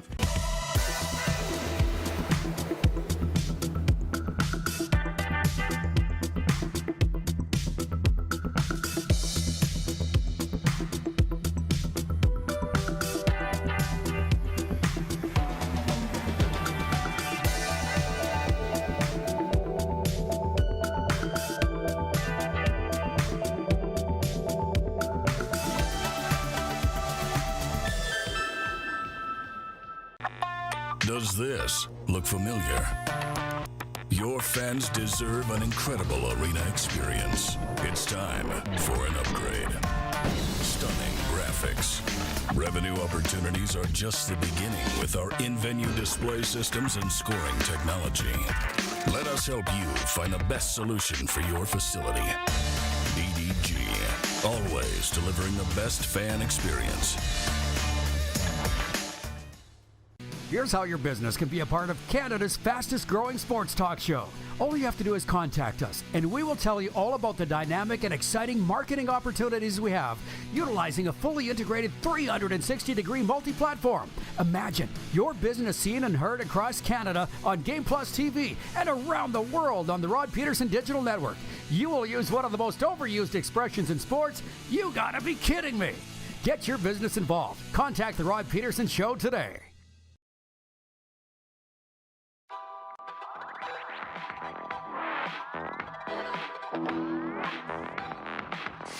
Rolling. Episode number 1112 of your favorite daytime sports talk show is on the air on Game Plus TV, Key Radio in Atlanta, Apple Podcasts, and Spotify and YouTube Live. As you see, I'm in South Florida. Moose is in Toronto. Let's bring him in. We got a new sponsor, I guess. How about a familiar sponsor? Sober Carpenter, with the CFL season coming into a close. They brought you the CFL Players Association Player Spotlight weekly. They wanted more of us, and we wanted more of them. So daily now, they're going to bring you the Sober Carpenter text line, 902-518-3033. But can we get the text guys on this, Darren? We have a problem. Do you know what the problem is? We've got so many text messages have come in that I can't get to the bottom of them. There are so many. You've tried to use this phone, right, where you can't get to the bottom of them. Any suggestions? I know. Yeah, you keep I don't scrolling down. I'm not sure, but we'll dig into it. Maybe we have to find a way to delete the old ones and get the new ones to the top. Okay. So one of the messages is from Kirk in Toronto, because we talked so much about the Flames last hour, and I promised that we would talk more about the CFL here today. But Kirk in Toronto, I lost the text. I read it earlier, and now it's so far down I can't find it. But he said he watches every day on Game Plus TV, and he said, Rod, I miss the days of daytime Grey Cups. And I'm going to say this as lovingly and respectfully as I can, Kirk, but what is it going to take for you to get over these things? Because this was the guy back in September that was saying he was worried that the Argos were going to clinch too soon. He was worried about who they were going to play in the playoffs. Now he can't get over the fact they're not daytime Grey Cups. Kirk, I miss a lot of things too. I miss Barbara Eden in a gypsy outfit. I miss my mom and dad. I miss a lot of things. They're gone. We need to find a way to look forward and not look backwards. What's it going to take for you to embrace change and realize everything happens for a reason? I think I'd like to have a daytime Grey Cup too, but I never spent 2 seconds thinking about it. Because quite frankly, I think Tim Hortons Field in Hamilton under the lights, and I wish I could be there. I'm getting all these invitations, most notably by the Canadian Football League, but also CFL people to be there. The player awards at the Falls View Casino in Niagara Falls just looks unbelievable. And I can't be there because I have commitments in the United States, and Darren knows what they are. I can't be there this year, but I'll be there next year and the year after. Daytime Grey Cups, they're gone, bro. Like, Darren, what would you say to Kirk? Because I don't know what to say to the guy. I would sympathize with him because I'm with you. I haven't thought about it. And now I think about it, like, you know what? That would be nice. I hadn't thought about that. So I'll give you a minute and I'll say, you know what? It would be nice to have daytime Grey Cups. I'm like, what a cool idea.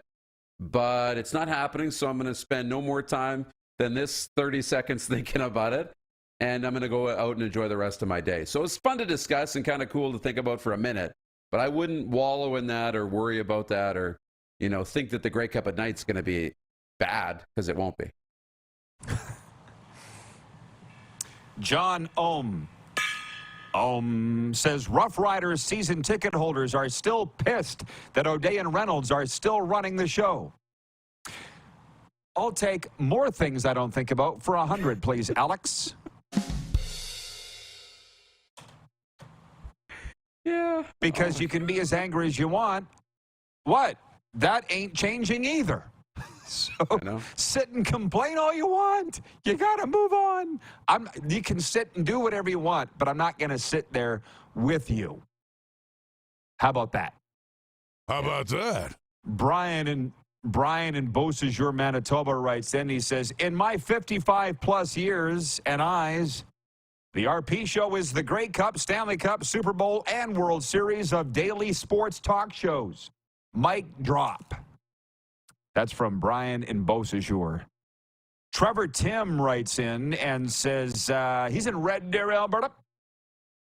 And he says, hey, guys, congratulations on your success and 1,112 episodes. Flames at least showed some heart and didn't give up last night. Connor Zary is a reason to get excited about the future. 1 goal, 7 shots, with most being scoring chances. Defensive zone coverage needs work. Oh, man. Let me just get down on a topic here for a sec that I love. It took me a while to figure it out. Anybody will tell you, particularly my family, that I'm a very slow learner. Probably now 3 seasons ago when I first came here, 3 NHL seasons ago, I could have jumped right into starting a Panthers podcast back then in Lightning, but I didn't know anybody. Reason I'm getting to a point. Jeff Chikrin, as you saw, was on our podcast yesterday. It'll be dropping within about an hour. The Cats and Bolts podcast that Serena and I do. And when it was done, Chikrin stood up and went, was it ever good talking hockey? I don't get to do that around here. And I'm like, ding, ding, ding, ding, ding. That's why we're doing it. Bingo! And that's why it's so popular. But now I don't mind sitting here talking about the Leafs and the CFL and the Flames D-Zone coverage with our Canadian viewers and not trying to meld the two. See what I'm saying, Darren? It just works. And Chick, he just loved it. To be honest, he's from Ottawa, and he really Montreal and Ottawa, and he wanted to talk a lot about the CFL. I'm like, Chick, no! Dragging you back over here, and we're going to talk about minor hockey in the state of Florida. You can come on the Rod Pedersen show and talk about those things. But that's my point. We figured it out, and it's going great. And the hockey people here love talking hockey on the Cats and Bolts podcast. We keep them separate, and it's working great. And I'll just say this about the beautiful Serena Dawn. She was strolling through the kitchen here the other day, and she's like, I got to get on your show again and set those people straight. And I'm like, I'm not sure the world's ready for that. So back to where we were tonight, NBA, Philadelphia at Toronto. I saw a guy try to, I feel like the viewers, Darren, and audience are trying to just sneak in little digs to get me upset. Some guy wrote in and said, what about that Clippers win the other night? And I'm like, just don't, man. What are you doing? Yeah. People need to turn on their television sets or radios and know that we're going to be talking about hockey and football pretty much exclusively. World Series when it happens, but not baseball on a daily basis. And the NBA, no. It is cool, though. Do you know Raptors fans? It's an interesting topic, though. How many people in your circle there where you are, how much do you hear about Raptors talk? I bet you there's quite a bit. A little bit. A little bit, but in my circles, really not yet. But the more to be honest, my circles kind of blend. So when I go downtown and I hang around with whether it's the Game Plus people or anybody like that, there's a lot more Raptors talk, a lot more. So yeah, it definitely is something that gets talked about around here. Well, cool. So, and I'll get to the comments coming in. There's a lot here. Curtis Fallman writes in and says, poor NBA fans. What are you talking about? Because we won't talk about the NBA. They get enough talk. But my guys that I will be seeing tonight in my club, it's important to get outside your usual little circle and have another club. Like you said, your circles. Talk to other people.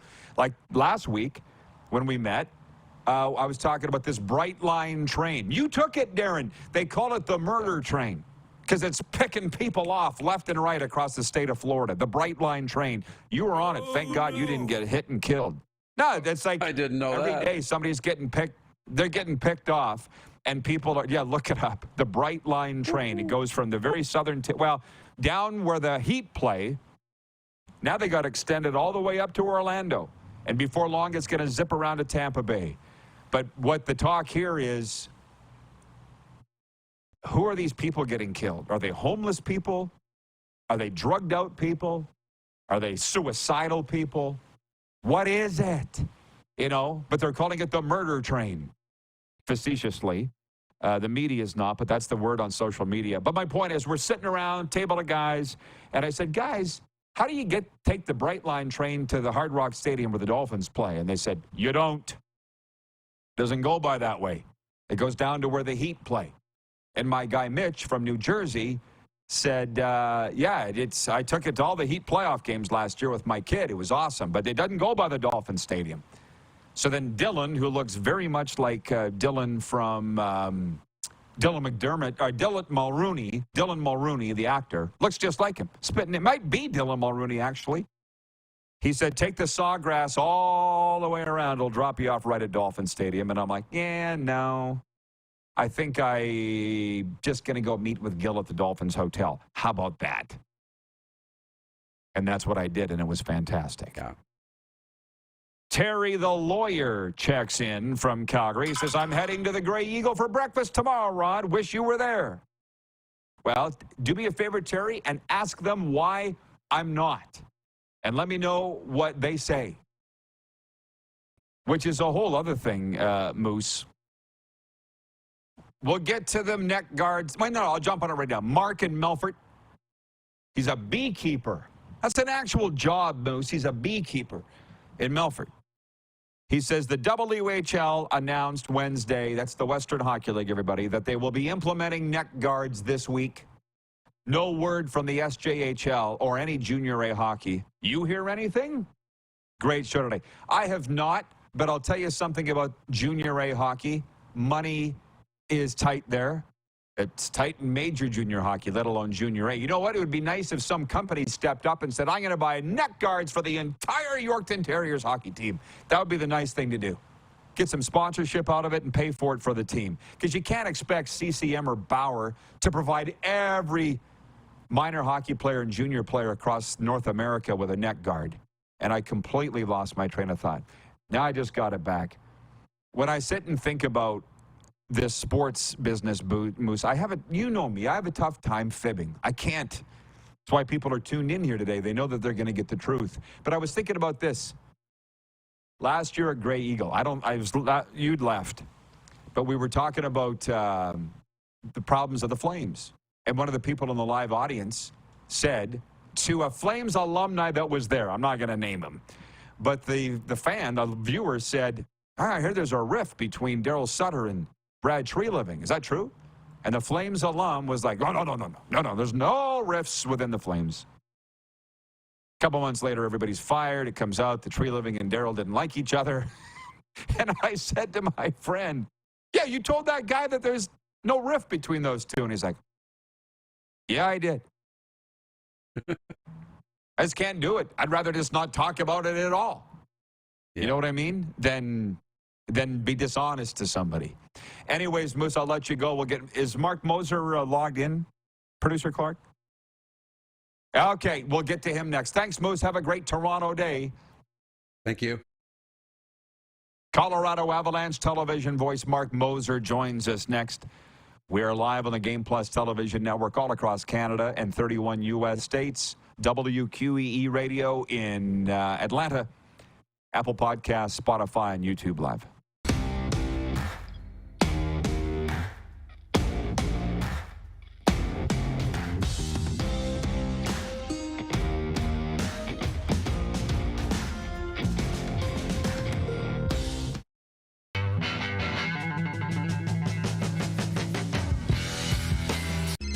Text 902-518-3033. 902-518-3033. Pick up your phone and text RP, that's Rod Pedersen. Text 902-518-3033. Did you know that you can help save a life? And you can start right now.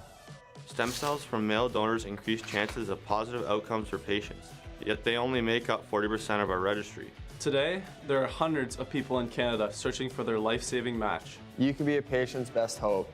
Be a hero by registering with Canadian Blood Services Stem Cell Registry now. Does this look familiar? Your fans deserve an incredible arena experience. It's time for an upgrade. Stunning graphics. Revenue opportunities are just the beginning with our in-venue display systems and scoring technology. Let us help you find the best solution for your facility. DDG, always delivering the best fan experience.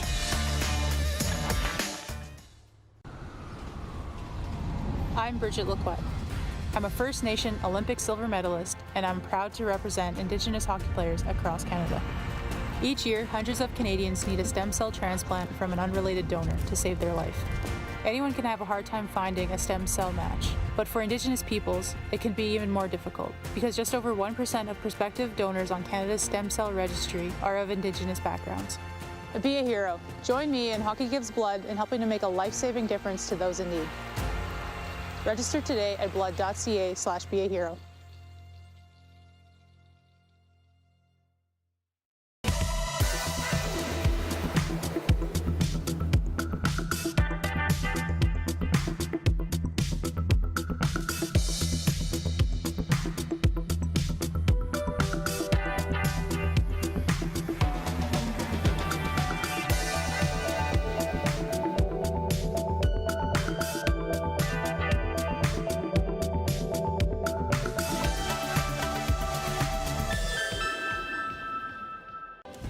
My name's Logan Stanko. And I'm Connor Bedard. We're both Hockey Gives Blood player ambassadors and proud to be blood donors. There are thousands of patients each year in Canada that rely on a generous stranger to save their life. Please book an appointment today to donate blood at blood.ca/HGB.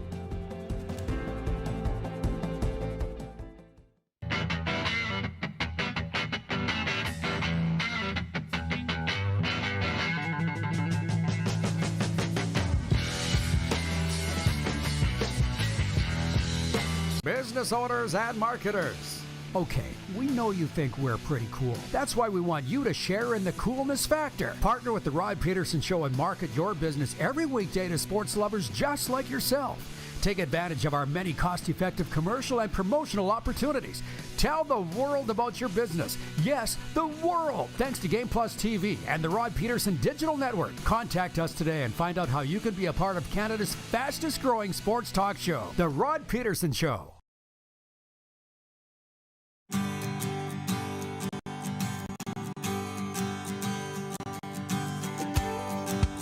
That's us. It's game day in Florida, but both our teams are on the road. The Panthers are at Detroit. The Tampa Bay Lightning are at Columbus. Last night, Ivan Prosvetov made 28 saves in his first start for Colorado, and Mikko Rantanen had a goal and an assist to lead the Avalanche past the Blues 4-1 in Denver. Mark Moser called it. He joins us today, and I appreciate his time. Mark, welcome back to the RP Show, sir. How'd the game go last night, aside from everybody can see the score, but how was it to call, and what was entertaining about it? I thought it was a pretty good game, Rod. First of all, let me say this. I'll come on your show anytime if you can give me a ride on that boat that I saw. I'll come down there. I'll fly down to the FLA. I just want to get on that boat. Deal. There's something about it. Looked awesome. February 10th, by the way, the Avalanche are at the Florida Panthers. Just putting that out there. Perfect. Yeah. It was really good. It was, Prosvetov hadn't started a game since last season with the Coyotes, and the Avs just picked him up October 9th on waivers from Arizona. And so we'd seen him working hard in practice. He got a little relief time this past week as the game was out of hand. And so I guess you really didn't know what you were going to get out of him. I mean, he's a guy that has played against the Avs in the past. And in fact, his first start ever, the Avs roughed the Coyotes up for 9 goals between he and the guy who just won the Stanley Cup last year for the Vegas Golden Knights. But, times move on, and I thought he was very square to the puck. I thought he was very good. And, with the injury to Pavel Francouz again, you're going to need a reliable number 2. And I think what this does, it gives him confidence. Obviously, Jared Bednar and the staff look at it and say, okay, you played really well. And then the guys in front of him mostly, because they've hardly played in front of him. He made 5 saves in his relief appearance, and that's it. So he was very square to the puck all night. I thought he was very active. He's a big guy at 6'5", and that was good. And the St. Louis Blues, Rod, I'll say this. I don't know that they're going to be a playoff team this year. When you look at top-end talent, they've got some very good players, don't get me wrong. But they don't have that superstar kind of player on the roster right now. But they're a team that's going to play hard for Craig Berube every single night. That's my opinion. And Jordan Binnington has had a rebound year so far. He's played well to start the season. He hasn't been getting the goal support. I thought the Blues played a very tough, hard game last night. I thought they were moving their legs quite nicely, and that's what they're probably going to be for the course of the year. But this Avalanche squad coming off back-to-back shutout losses on the road, they had to inflict their will when they got back on the home ice. And that's what we saw last night. We saw Makar, Rantanen, and certainly Nathan McKinnon all with multi-point games, and that's just what the doctor ordered. I want to ask you about Cale Makar in a second. That's the primary question I have for you. But another one is goaltending, Mark, and you've been around the game a long time. Have the Avalanche, the Stanley Cup champion team, and then last year's Golden Knights proven you don't need to overspend or have a real star goalie to win a Stanley Cup? Or is that an insult to Darcy Kemper to say that? Well, I guess a little bit it would be, because Darcy played pretty darn good, Rod. But I've been saying this for the Avalanche and probably that way for the Vegas Golden Knights. When you've got that talent, when you've got that kind of blue line, you've got those forwards, you've got structure and the way you play the game, the way Jared Bednar likes to play the game, you're not going to need a Vasilevsky. You're not going to need, in my opinion, an Ottinger. Now, if you have one of those, awesome. I mean, if you got a Shesterkin, great. I mean, these are the world-class guys. But you just need your goalie to be pretty good, pretty darn good. I mean, You don't have to be all world every single night. You don't need to have a 178 with a 943 save percentage. You just need to keep it steady and make saves when you need to. Make the big saves when you have to, because you're going to get plenty of goal support. And I thought Darcy, through his Stanley Cup run, I thought he was pretty good. And he missed time in the playoffs. Remember, he got hit in the eye in that series against Nashville. Frankie comes in, he plays great in his stead, and Darcy comes back, and they win it all. But you just have to be pretty darn good. And it's not that way for a lot of teams. I mean, when you have a very good team, let's take Tampa, for example, and then you have a Vasilevsky back there, oh, my God. I mean, that's why you win 2 in a row and then go to a third and lose to the Avalanche, because you're that good. And Dallas is way good up front on the back end, and Utter's playing his tail off. So I think when a team has all of that together in today's cap world, it's a luxury. I mean, it really is. But for the Avalanche, they just need Alexander Georgiev to be good like he was last year, like he's been for the most part this year. He was the number 2 star of the week in week 1 of the NHL. And I think that's the formula going forward. You don't need a $10 million a year goalie. You just need a guy that you can pay well, but is going to make the big saves when you need it. You explained it very well. It's talent at other positions, depth, scheme, because look at what Tampa Bay is doing without Vasilevsky. They're still 4-4-1 ahead of the Panthers. So this summer in Calgary, where I spent another wonderful summer in the mountains, they say Cale Makar is the face of Calgary minor hockey. And I thought, what a wonderful face to have for your minor hockey program. Just talk about this kid, if you don't mind. We all see him on the ice. What's he like off and being part of the Avalanche organization? When he came in as a rookie in that playoff series, ironically, against Calgary, some years ago, he was so calm. The extra year in college, I think, did him wonders. I mean, a lot of guys, they would like to jump with his kind of talent and get paid or whatever. And he said, I told UMass I'm going to play a couple of years here, and that's exactly what I'm going to do. But it matured him as a player. He came in as a mature guy. His game was mature. His brain was mature. And he stepped in right away. And I think you don't have to be this mature guy and compose yourself very well if you got the game, right? And all the guys in the room can recognize, hey, this kid can help us a little bit, And so he ingratiates himself right away, and then he comes back the next year, and his disposition gets along well with Landeskog and McKinnon and Rantanen and at the time Eric Johnson. And so he fit right in as, quote, one of the leaders. And then when you win a Norris Trophy, and you're recognized as one of the best defensemen on planet Earth, maybe the best right now. I know there are arguments to be made about what Carlson did last year and what Josi did the year before, and I believe all of that. But, Cale Makar is just such the complete package, Rod. He thinks the game so well. He skates so well. He shoots so well. He defends so well. And I've said this once. I've said it a million times. He's a way better hitter than I ever knew he was going to be coming into the NHL. He's not the biggest guy, but, man, he gets that shoulder right in the middle of the chest and stops guys in their tracks. And he's always seemingly pulling something new out of the books. And we just saw it, a couple, 3 games ago when he goes darting in and he takes it through the circle rod and he goes backhand top shelf. And I'm going, he did that against the Blackhawks in an overtime situation, a 3-on-3, but this is 5-on-5.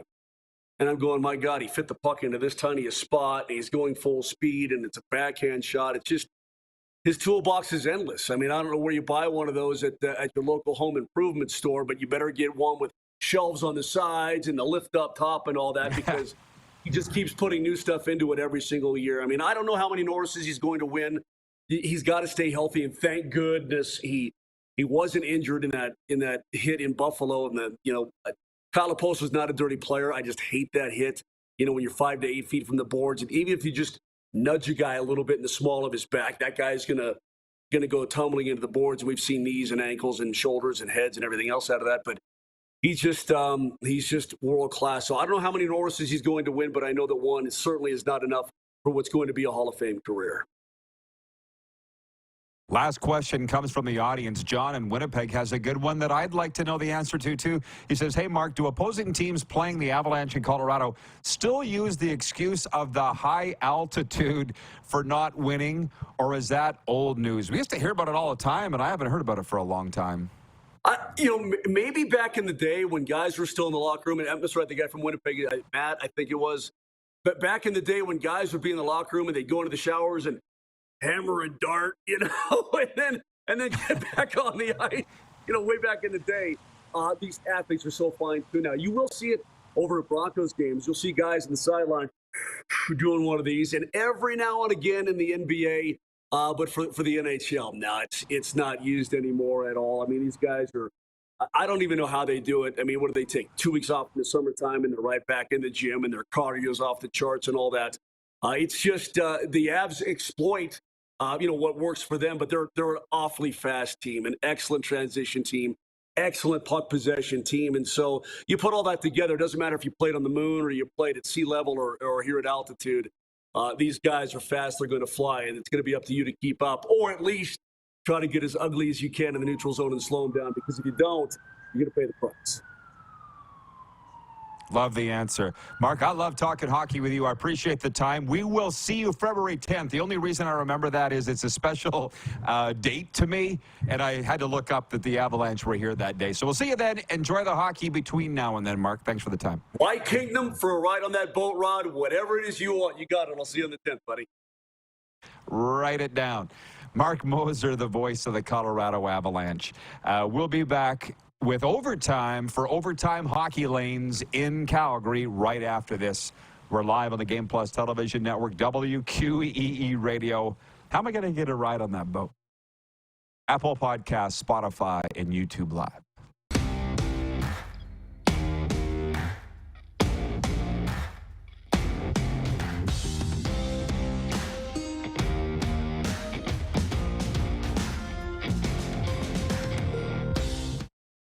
The sports landscape continues to change, and teams and facilities are under more pressure to provide online and in-venue entertainment. They need the right team to deliver their product. Look no further than IKS Live. We provide service across North America and produce the best fan experience across all platforms.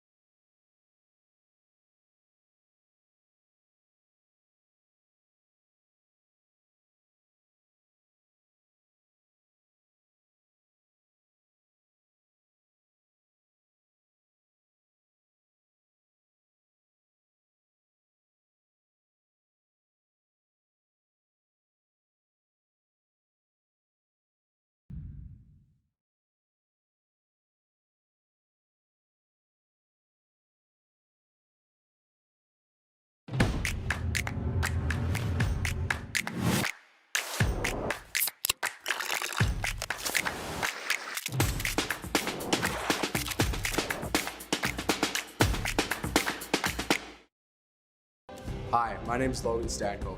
And I'm Connor Bedard. We're both Hockey Gives Blood player ambassadors and proud to be blood donors. There are thousands of patients each year in Canada that rely on a generous stranger to save their life. Please book an appointment today to donate blood at blood.ca/HGB. IKS Game Day wishes to congratulate the city of Estevan and Affinity Place on their brand new center ice display. This state-of-the-art score clock features 5 LED faces with full motion graphics, scoring integration, and our new Halo mounting system.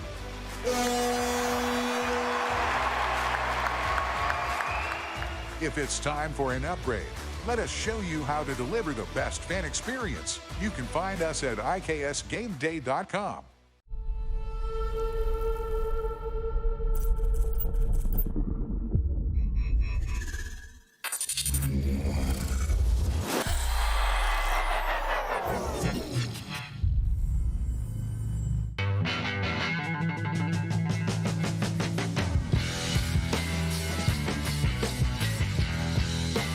Here's how your business can be a part of Canada's fastest growing sports talk show.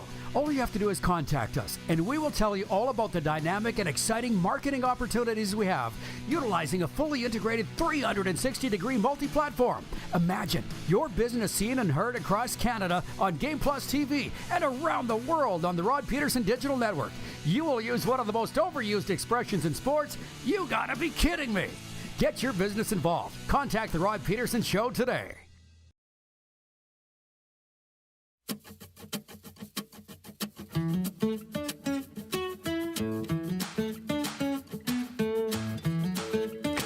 Welcome back, everybody, for Overtime, brought to you by Overtime Hockey Lanes in Calgary. You always think hockey when you see that, don't you? 28th Street Northeast, just a slap shot away from the old Crossroads Flea Market. It's an amusement park for hockey enthusiasts where skill and fun collide. Yes, we formed some great alliances with the Calgary minor hockey community this summer, and why doesn't the Calgary minor hockey community go check out Overtime Hockey Lanes? Call ahead, book your spot, and have the most fun that you're going to have with your skates on or without. There's another one for you, Randy. Overtime Hockey Lanes. Just go check it out and tell them Rod sent you. Yeah, John Ohms had a lot to say, and it's all been good today. John in Winnipeg says, a GoFundMe for Rod's boat, LOL. I have learned so darn much. Somebody asked me, it was My Dale Mike. You know him, Clark, Mike Lee, asked if I was considering a reality show on my life down here. And I thought, wouldn't that be interesting? I've learned so much. Like, the two best days of your life is when you buy a boat and when you sell a boat. I know you got to think about it for a second. I know. So we're still working on that first day. I'll jump to the sports update in a second. Bomber Boy is in Calgary watching on Game Plus TV and writes in on the Sober Carpenter text line. Doesn't that have a nice ring to it? Sober Carpenter. Ask for it by name at your local beer, wine, and spirit store, non-alcoholic craft beer. Bomber Boy says, maybe RP's Vegas shirt will be the kiss of death for the Knights tonight. Great show. Go Jets. I didn't plan it. I did not plan it. I hope people in Winnipeg are not triggered by me wearing a Golden Knights shirt. I say that Saskatchewan people, of which I'm one, and Manitoba people are very, very similar people. Ag is the #1 industry in both provinces. Flatlanders love our sports. But I haven't necessarily figured them out yet in Winnipeg because the amount of times the Jets have gone up against the Golden Knights in the playoffs and lost, if you don't hate them yet, what's it going to take? And people say there's too many Manitobans on the Golden Knights. That wouldn't matter to me. But maybe that's just the competitor in me. If I hate you because I lost to you, I'm going to hate you until I beat you. Then I'll love you. Sports update: for the first time in their 63-season franchise history, the Texas Rangers are World Series champions. The Rangers beat the Arizona Diamondbacks 5-0 in the title-clinching Game 5 on Wednesday night to cap an 11-0 record on the road in the postseason with 3 straight wins in the desert. It's a jam-packed night in the NHL with 12 games on deck and 6 Canadian teams in action. The Ottawa Senators host the LA Kings in their first game since parting ways with longtime general manager Pierre Dorion, which, by the way, I want to put a plug in for Sean Simpson. He's been good enough to come on this show. TSN Simmer out of Ottawa. He's starting his own podcast on Monday. It's called Simmer Down, and I think it's going to be great, and it begins right at the same time as ours, noon Eastern. But I don't care. If you're going to watch that, you're probably not going to watch this, so I just want to give Simmer the plug because he's a good guy. Don't think he's going to talk a lot of CFL football on there. Toronto Maple Leafs visit the Boston Bruins. The Edmonton Oilers entertain the Dallas Stars. The Winnipeg Jets pay visit to the Vegas Golden Knights, as mentioned. Vancouver Canucks heading south to take on the San Jose Sharks, and the Montreal Canadiens are in Arizona to play the Coyotes. And the Pittsburgh Steelers host the Tennessee Titans to kick off Week 9 of the NFL season tonight. Pittsburgh is second in the AFC North at 4-3. Titans 3-4. and 3rd in the AFC South. It's on Amazon Prime. Sports updates brought to you by Landmark Cinemas in theaters November 17th. Hunger Games, The Ballad of Songbirds and Snakes, starring Rachel Zegler and Tom Blythe, and brought to you as well by Common Crown Brewing Company, turning your everyday common beer into a unique and exceptional experience. Visit commoncrown.ca. If you haven't figured it out yet, and that's why I think we have the viewers from across Canada and in the U.S. that we do, you got shows like Simmers that are going to hammer on the sends. You got Barn Burner on the Flames. Winnipeg Sports Talk on the Jets. Little Bombers. Sakaris and Price on the Canucks. But don't you get tired of it after a while? Like I do. I get tired of the Cowboys talk and various other teams that you can get all the time. Here, it's the variety is the spice of life. Mark in Melfort says, love the shirt, Rod. Go Knights. Oh, he's in Melfort? Okay. He said it, not me. Tomorrow is a football Friday. What do we got, Clark? We got some special guests, right? We got Tim Fleiser, Justin Cooper, Jim Barker, Jim Lang. Ooh, doggy. So for you football fans, you really got to tune in tomorrow because that's where we're going to get down on the CFL semifinals. Nobody else is spending a whole day on football, certainly not in Canada, on Fridays year-round, but we will. We played Deal or No Deal earlier. Hamilton at Montreal. The Owls favored by 3.5 at home. I'm cheering for the Owls, taking the Ticats. Last minute of play in the RP show. And then Calgary at BC, which you people voted as Canada's game of the week. Calgary at BC. I feel like that's a regional historic thing, not about the personalities involved.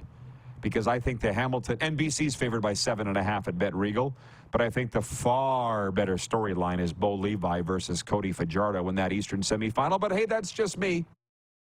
And I'm the guy selling it to you. And I also said earlier that I would be hiring Paul LaPolice if I was hiring for head coach of the Saskatchewan Roughriders. So there you go. Jeff the Stamps fan says Football Friday tomorrow, CFL semifinal edition. That's right. We'll be playing NFL Deal or No Deal too. John Ohm says, have a great day, everyone. Be kind, be awesome. Get your neck guard out. Buy one for your local minor hockey player. And we'll see you tomorrow at noon Eastern. Who has more fun than us?